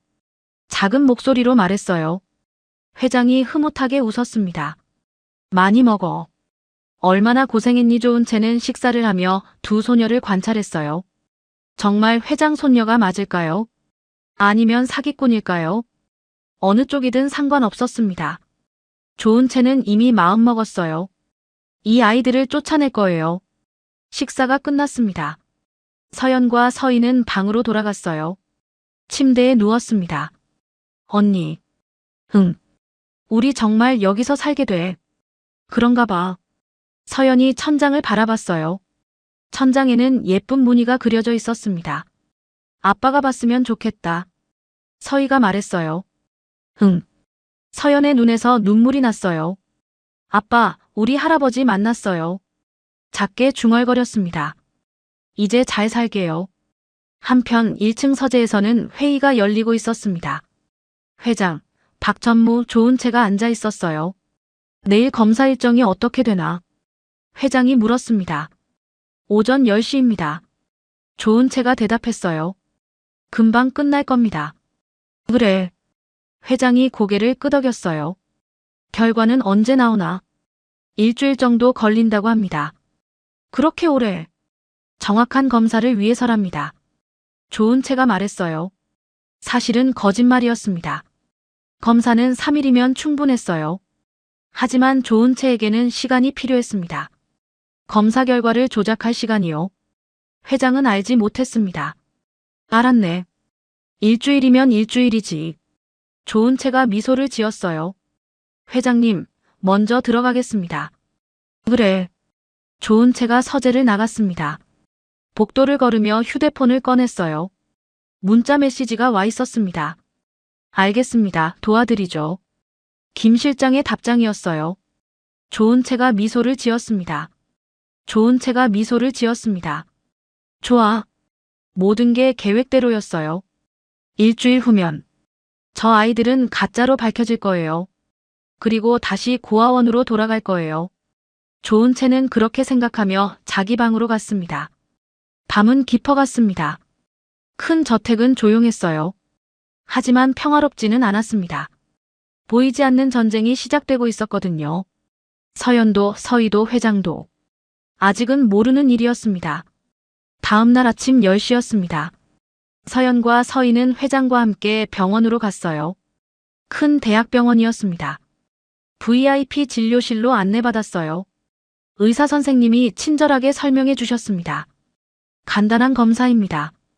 입 안쪽을 면봉으로 살짝 긁는 거예요. 전혀 아프지 않습니다. 서희가 조금 안심했어요. 정말 안 아파요.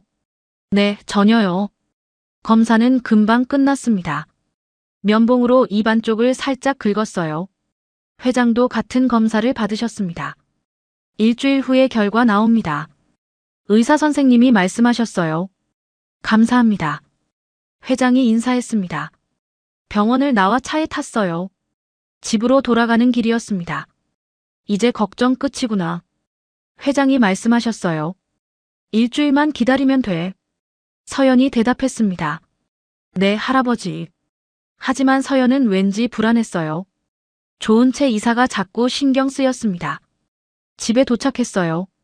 현관에서 조은채가 기다리고 있었습니다. 회장님, 검사 잘 받으셨습니까? 그래. 다행입니다. 조은채의 미소는 차갑게 느껴졌어요. 조카가 왔습니다. 조카. 네, 인사시켜드릴까요? 그래. 조은채가 손짓했습니다. 젊은 남자가 나타났어요. 20대 후반쯤 되어 보였습니다. 안녕하십니까, 회장님. 공손히 인사했어요. 제 조카 정우입니다. 조은채가 소개했습니다. 대학을 졸업하고 지금 일자리를 찾고 있어요. 그래. 회장이 고개를 끄덕였어요. 우리 집에서 일을 좀 시켜볼까 하는데요. 조은채가 말했습니다. 청소나 심부름 같은 거요. 좋아. 회장이 허락했습니다. 감사합니다. 정우가 다시 인사했어요. 하지만 눈빛은 날카로웠습니다. 서연과 서희를 훑어봤어요. 정우는 조은채의 계획을 알고 있었습니다. 이모가 시킨 일이 있었어요. 저 아이들을 감시하는 거였죠. 잘 부탁드립니다. 정우가 말했어요. 서연이 뭔가 이상한 느낌을 받았습니다. 저 사람, 왠지 믿을 수 없었어요. 며칠이 지났습니다. 서연과 서희는 큰 집에 적응해 가고 있었어요. 하지만 편하지는 않았습니다. 가사 도우미들이 자꾸 수군거렸거든요. 저 애들 정말 손녀 맞대. 글쎄, 어떻게 알아? 갑자기 나타났잖아. 돈 때문 아닐까? 복도를 지나갈 때마다 들렸습니다. 서희가 속상해했어요. 언니, 저 사람들이. 신경 쓰지 마. 서연이 위로했습니다. 우리가 뭘 잘못한 것도 아니잖아. 하지만 마음은 아팠어요. 어느 날 저녁이었습니다. 서희가 갑자기 기침을 하기 시작했어요. 콜록콜록. 천식이 도진 거였습니다. 서희야. 서연이 놀라 달려갔어요. 서희의 얼굴이 창백했습니다. 숨을 헐떡거렸어요. 언니 숨이. 잠깐만 약 먹어. 서연이 급히 약을 찾았습니다. 하지만 약이 보이지 않았어요. 어디 갔지? 서랍을 뒤졌습니다. 없었어요. 분명히 여기 뒀는데. 할아버지. 서연이 복도로 뛰쳐나갔어요.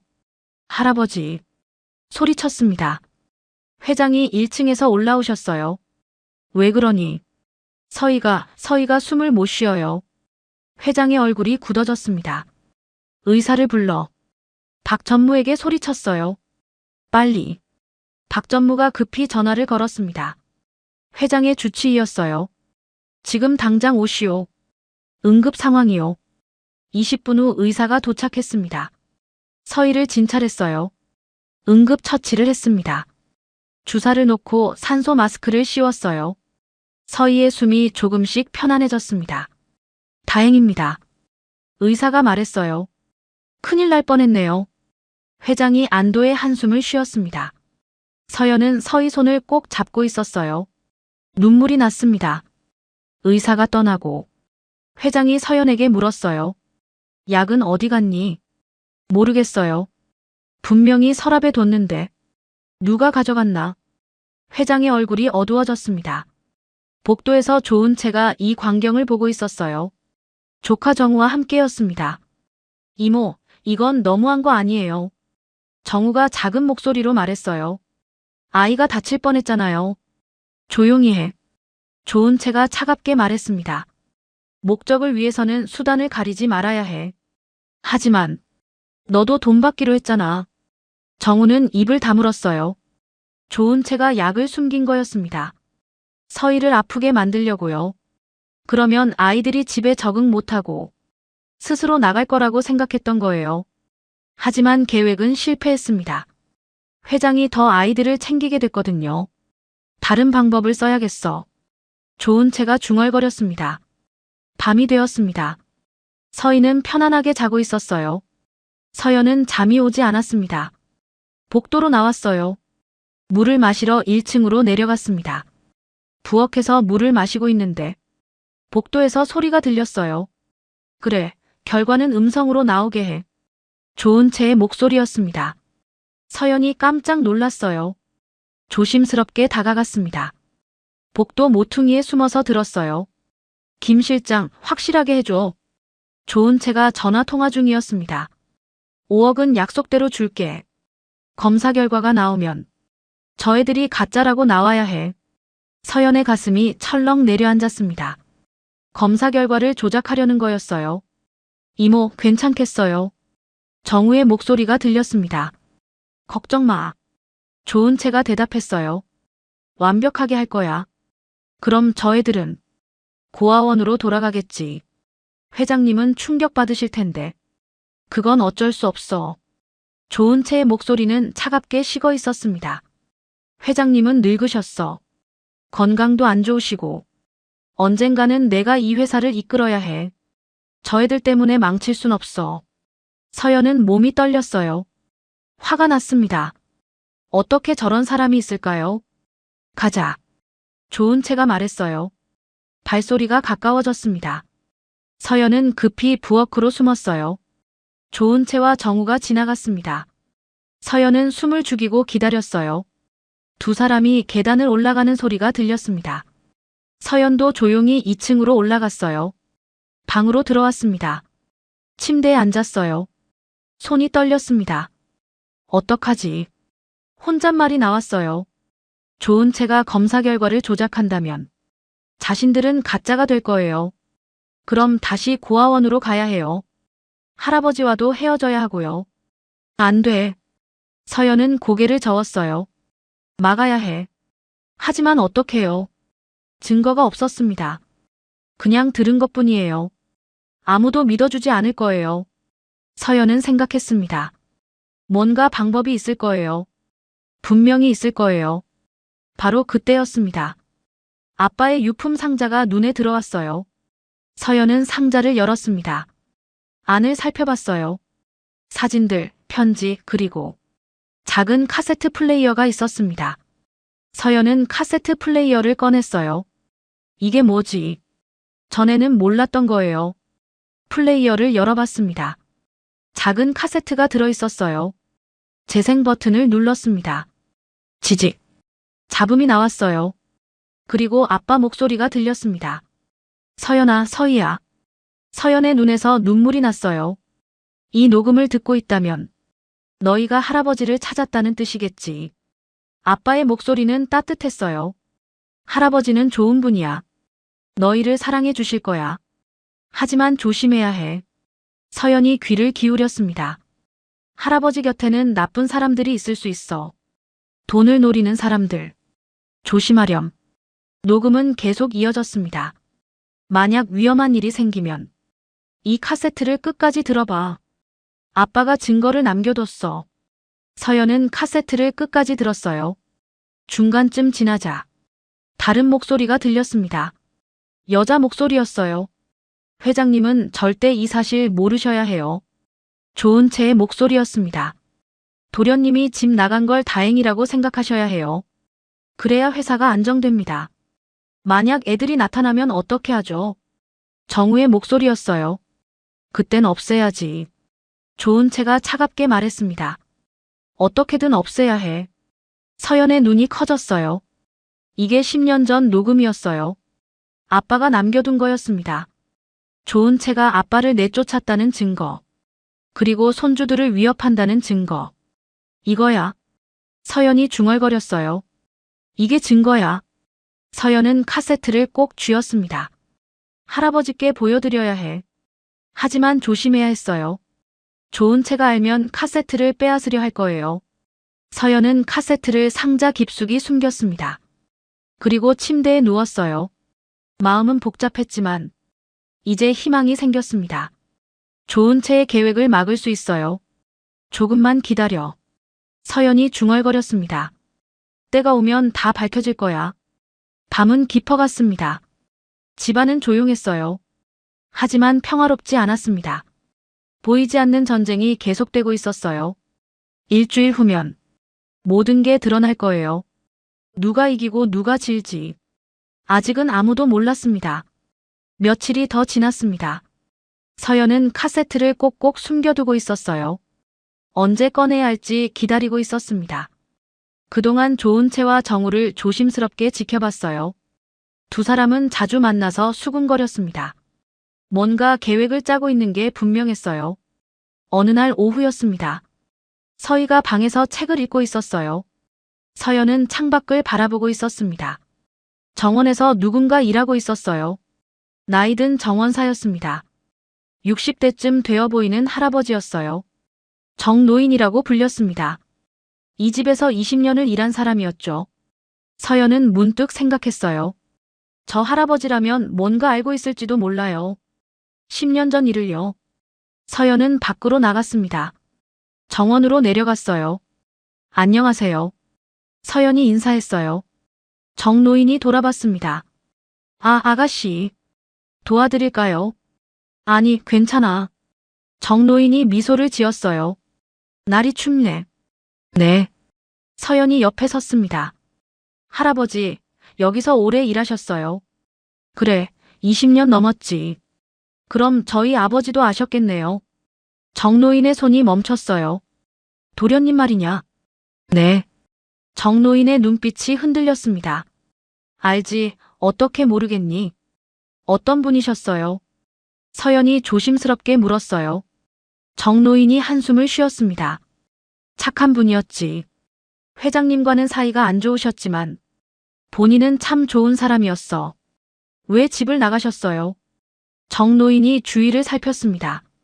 아무도 없었어요. 작은 목소리로 말했습니다. 쫓겨난 거야.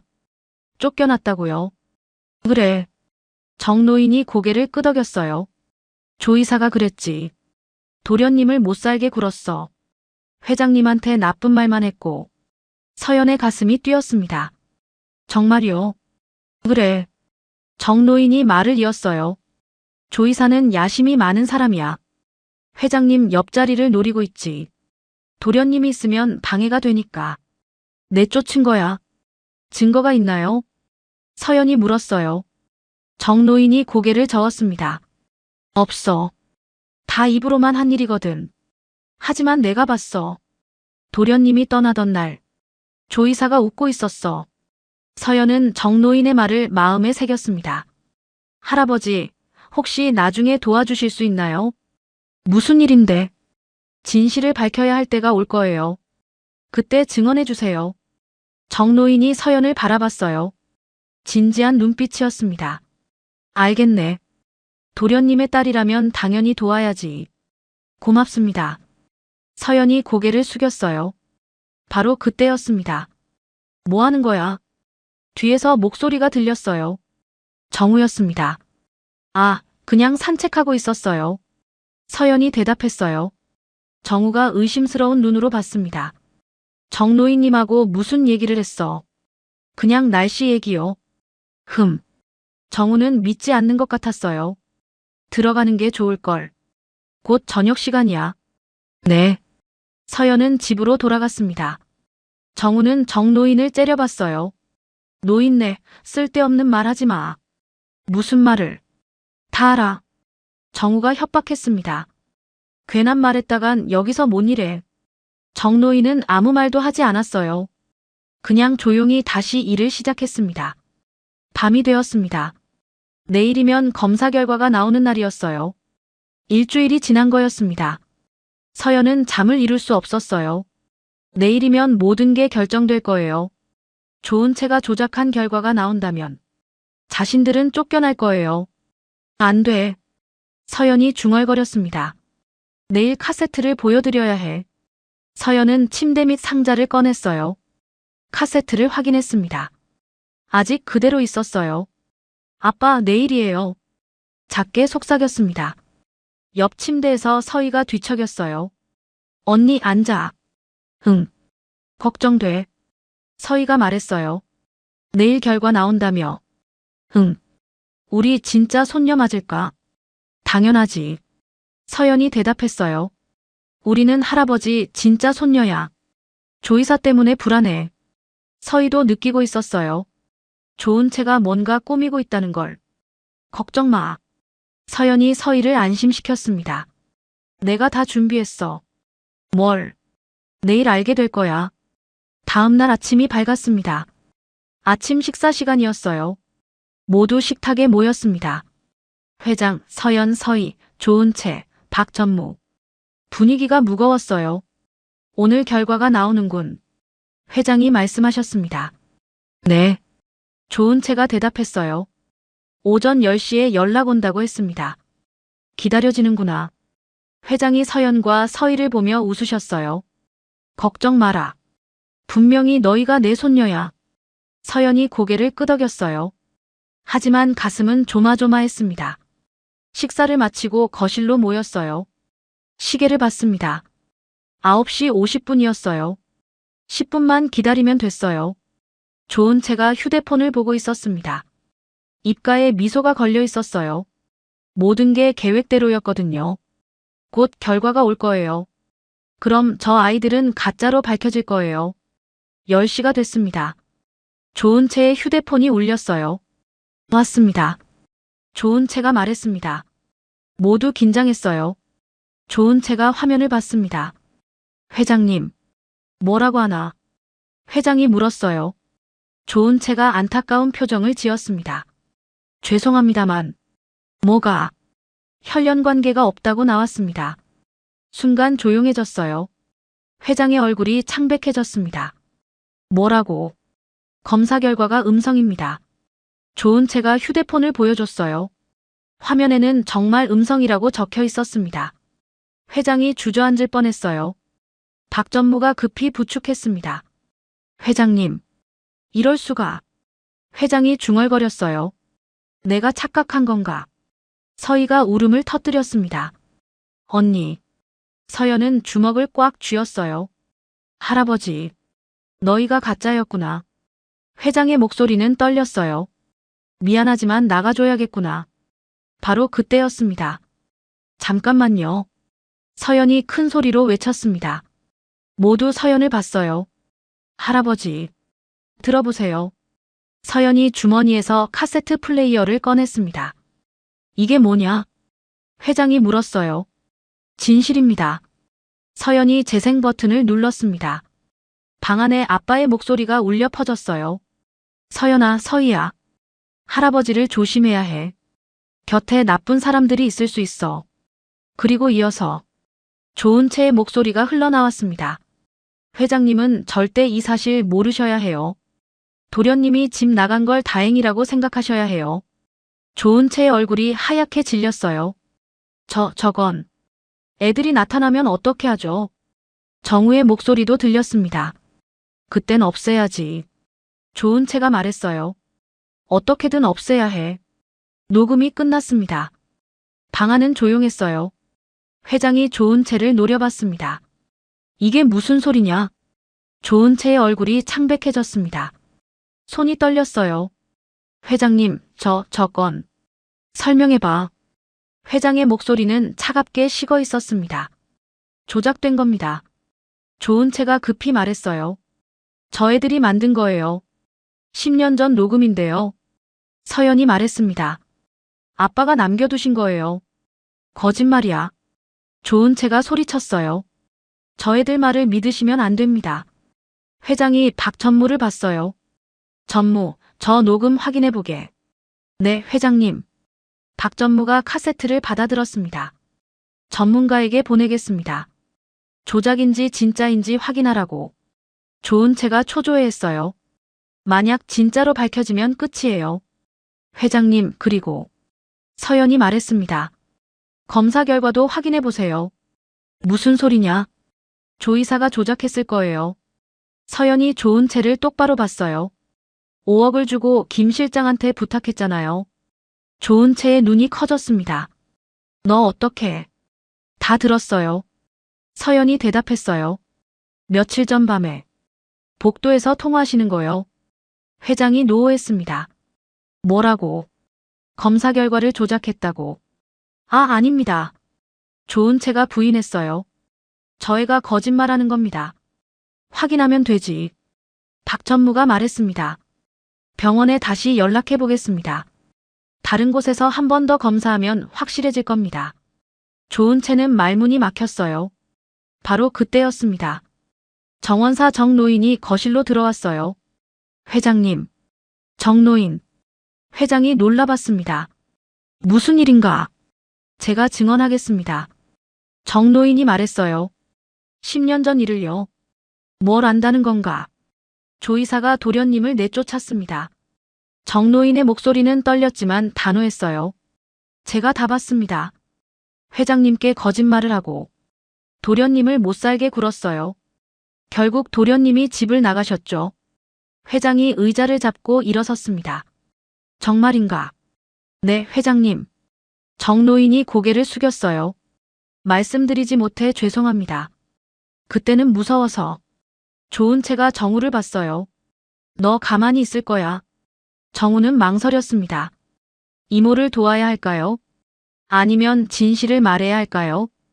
정우야. 조은채가 다시 불렀어요. 하지만 정우는 고개를 저었습니다. 이모, 이제 그만하세요. 뭐라고? 잘못하신 거잖아요. 정우가 회장에게 말했어요. 죄송합니다. 저도 이모를 도왔습니다. 아이들 약을 숨긴 것도, 감시한 것도 다 저였어요. 조은채가 주저앉았습니다. 모든 게 끝났어요.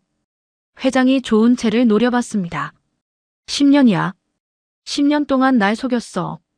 회장님. 조은채가 울먹였어요. 저는 회사를 위해서. 회장이 소리쳤습니다. 내 아들을 내쫓았다고. 내 손녀들까지 해치려 했다고. 그게 회사를 위한 거야. 조은채는 아무 말도 할 수 없었어요. 당장 나가. 회장의 목소리는 차갑게 식어 있었습니다. 짐 싸서 나가. 다시는 내 앞에 나타나지 마.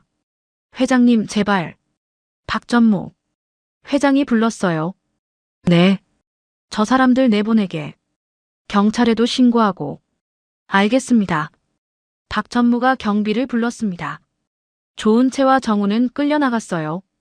조은채가 마지막까지 소리쳤습니다. 제가 다 키운 회사예요. 제가 없으면 안 돼요. 하지만 아무도 듣지 않았습니다. 거실이 조용해졌어요.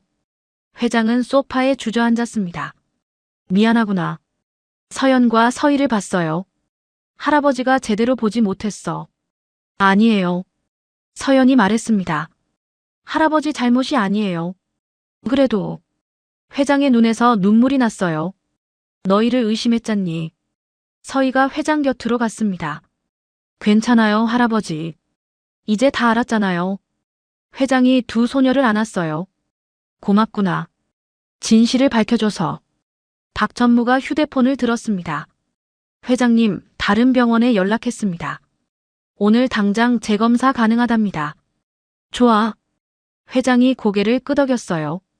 지금 가자. 1시간 후 다른 병원에 도착했습니다. 이번에는 더 큰 대학병원이었어요. 검사를 다시 받았습니다. 급하게 해드리겠습니다. 의사가 말했어요. 3일이면 결과 나옵니다. 고맙습니다. 회장이 인사했습니다. 집으로 돌아왔어요. 저녁 식사 시간이었습니다. 오늘은 분위기가 달랐어요. 좋은 채가 없었거든요. 회장이 서연과 서희를 보며 웃었습니다. 이제 편하게 먹자. 네, 할아버지. 식사를 하며 회장이 물었어요. 너희 아버지는 어떤 사람이었니? 서연이 대답했습니다. 착한 분이셨어요. 엄마랑 저희를 정말 사랑하셨고요. 그랬구나. 회장의 목소리가 떨렸어요. 내가 좀 더 이해했더라면 아들을 잃지 않았을 텐데. 할아버지. 서희가 말했습니다. 아빠는 할아버지를 사랑하셨대요. 정말. 네, 엄마가 그러셨어요. 할아버지가 보고 싶어 하셨대요. 회장이 눈물을 닦았습니다. 미안하구나. 너희 아버지한테. 3일이 지났습니다. 결과가 나오는 날이었어요. 이번에는 박 전무가 직접 병원에 갔습니다. 회장과 서연, 서희는 집에서 기다렸어요. 오후 2시였습니다. 박 전무가 돌아왔어요. 얼굴에 미소가 가득했습니다. 회장님, 결과가 어떻게 됐나? 회장이 물었어요. 99.9%. 박 전무가 말했습니다. 혈연 관계가 확실합니다. 회장이 벌떡 일어났어요. 정말인가? 네, 이 아이들은. 박 전무가 서연과 서희를 봤어요. 회장님의 진짜 손녀입니다. 회장이 무릎을 꿇으려 했습니다. 할아버지. 서연과 서희가 급히 붙잡았어요. 왜 그러세요? 미안해. 회장이 말했어요. 너희를 의심해서. 힘들게 해서. 아니에요. 서희가 말했습니다. 이제 다 괜찮아요. 회장이 두 소녀를 꼭 안았습니다. 고맙다. 내 손녀들. 박 전무도 눈시울이 붉어졌어요. 정노인도 멀리서 지켜보며 웃고 있었습니다. 도련님. 정노인이 하늘을 올려다봤어요. 이제 안심하셔도 됩니다. 따님들 잘 지내실 겁니다. 그날 저녁은 특별한 식사였습니다. 회장이 요리사를 불러 준비하게 했어요. 맛있는 음식이 가득 차려졌습니다. 오늘은 축하하는 날이야. 회장이 말씀하셨어요. 내 손녀들을 찾은 날. 건배. 모두 함께 웃었습니다. 조용하던 저택에 오랜만에 웃음소리가 가득했어요. 서연과 서희도 행복했습니다. 드디어 진짜 가족이 생긴 거예요. 창밖으로 별이 빛나고 있었습니다. 아빠도 저 하늘 어딘가에서 웃고 계실 것 같았어요. 아빠. 서연이 작게 속삭였습니다. 우리 이제 괜찮아요. 할아버지 만났어요. 행복하게 살게요. 따뜻한 밤이었습니다. 한 달이 지났습니다. 조은채와 정우는 경찰 조사를 받았어요. 검사 결과 조작과 아이들 위협 혐의였습니다. 법원은 두 사람에게 징역형을 선고했어요. 조은채는 3년, 정우는 1년이었습니다. 회장은 더 이상 그들에게 신경 쓰지 않았어요. 이제 중요한 건 손녀들이었으니까요. 서희의 건강이 많이 좋아졌습니다. 회장이 최고의 의사를 불러 치료했거든요. 완치 가능합니다. 의사가 말했어요. 좋은 약과 관리를 받으면 천식이 완전히 나아질 수 있어요. 서희는 매일 치료를 받았습니다. 한 달 만에 얼굴에 생기가 돌았어요. 기침도 거의 사라졌습니다. 언니, 나 이제 안 아파. 서희가 활짝 웃었어요. 정말 다행이다. 서연도 기뻤습니다. 어느 날 아침이었습니다. 회장이 서연을 불렀어요. 서연아. 네, 할아버지. 대학 가고 싶니? 서연은 놀랐습니다. 대학이요? 생각해 본 적도 없었어요. 고아원에 있을 땐 꿈도 못 꿨던 일이었죠. 가고 싶어요. 뭘 공부하고 싶니? 서연은 잠시 생각했어요. 문학이요. 책 읽는 걸 좋아해요. 좋아. 회장이 웃으셨어요. 내년에 대학 가자. 지금부터 준비하면 돼. 정말이요? 그럼. 회장이 서연의 손을 잡았어요. 내 손녀니까. 하고 싶은 거 다 해야지. 서연의 눈에서 눈물이 났어요. 고맙습니다, 할아버지. 서희도 학교에 다니기 시작했습니다. 근처 고등학교로 전학을 갔어요. 처음엔 적응이 어려웠습니다. 저 애가 화성그룹 손녀래. 진짜 부자네. 친구들이 수군거렸어요. 하지만 서희는 밝게 웃으며 지냈습니다. 안녕, 나는 서희야. 친하게 지내자. 시간이 지나자 친구들도 마음을 열었어요. 서희는 착하고 순한 아이였거든요. 한 달 후엔 반에서 인기가 많아졌습니다. 어느 주말이었습니다.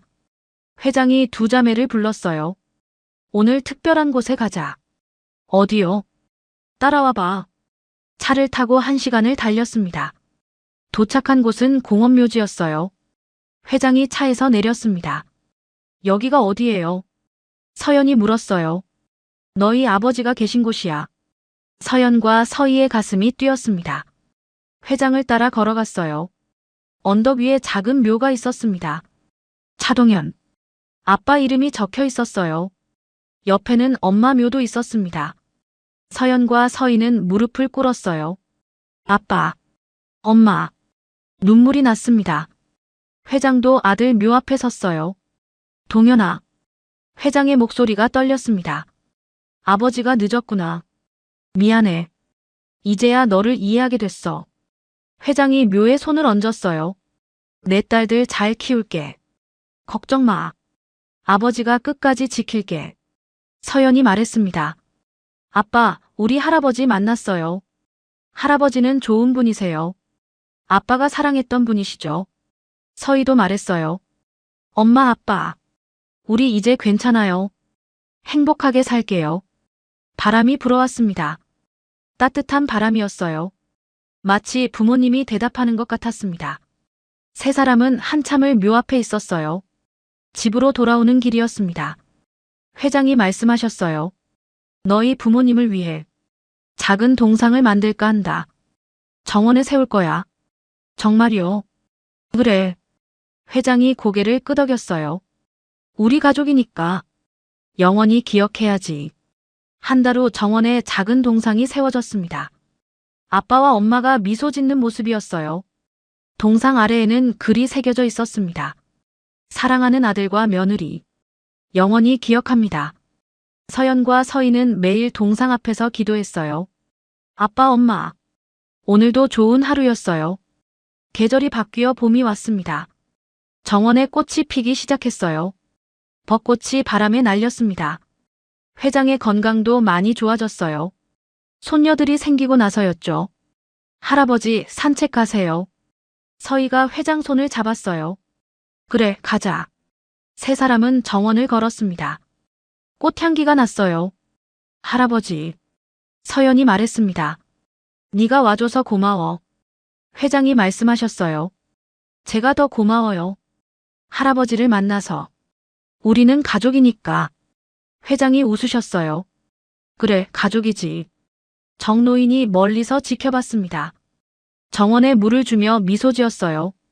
참 좋은 모습이네. 혼자 중얼거렸습니다. 도련님도 기뻐하실 거야. 저녁이 되었습니다. 식탁에 온 가족이 모였어요. 회장, 서연, 서희, 박전무. 오늘 저녁은 특별해. 회장이 말씀하셨어요. 우리 가족이 된 지 100일이야. 벌써요. 서희가 놀랐어요. 그래. 회장이 잔을 들었습니다. 앞으로도 행복하게 살자. 네, 할아버지. 모두 함께 잔을 부딪혔어요. 웃음소리가 집안에 가득했습니다. 식사 후 서연은 자기 방으로 갔어요. 책상에 앉아 일기를 썼습니다. 오늘은 100일째 되는 날. 할아버지와 함께한 100일. 참 많은 일이 있었어. 힘든 일도 있었지만 이제는 다 괜찮아. 우리는 가족이니까. 일기를 덮고 창밖을 봤어요. 별이 빛나고 있었습니다. 아빠, 엄마. 서연이 작게 속삭였어요. 우리 정말 행복해요. 걱정 마세요. 할아버지와 함께 잘 살게요. 사랑해요. 바람이 창문을 두드렸습니다. 따뜻한 바람이었어요. 서희가 방으로 들어왔어요. 언니 뭐해? 별 보고 있었어. 나도. 서희가 옆에 섰습니다. 두 자매는 함께 밤하늘을 봤어요. 언니. 응. 우리 정말 행복하지. 응. 정말 행복해. 서연이 서희를 안았습니다. 이제 아무 걱정 없어. 응. 그날 밤 큰 저택은 평화로웠습니다. 회장은 서재에서 편안히 책을 읽고 계셨어요. 서연과 서희는 방에서 웃고 있었죠.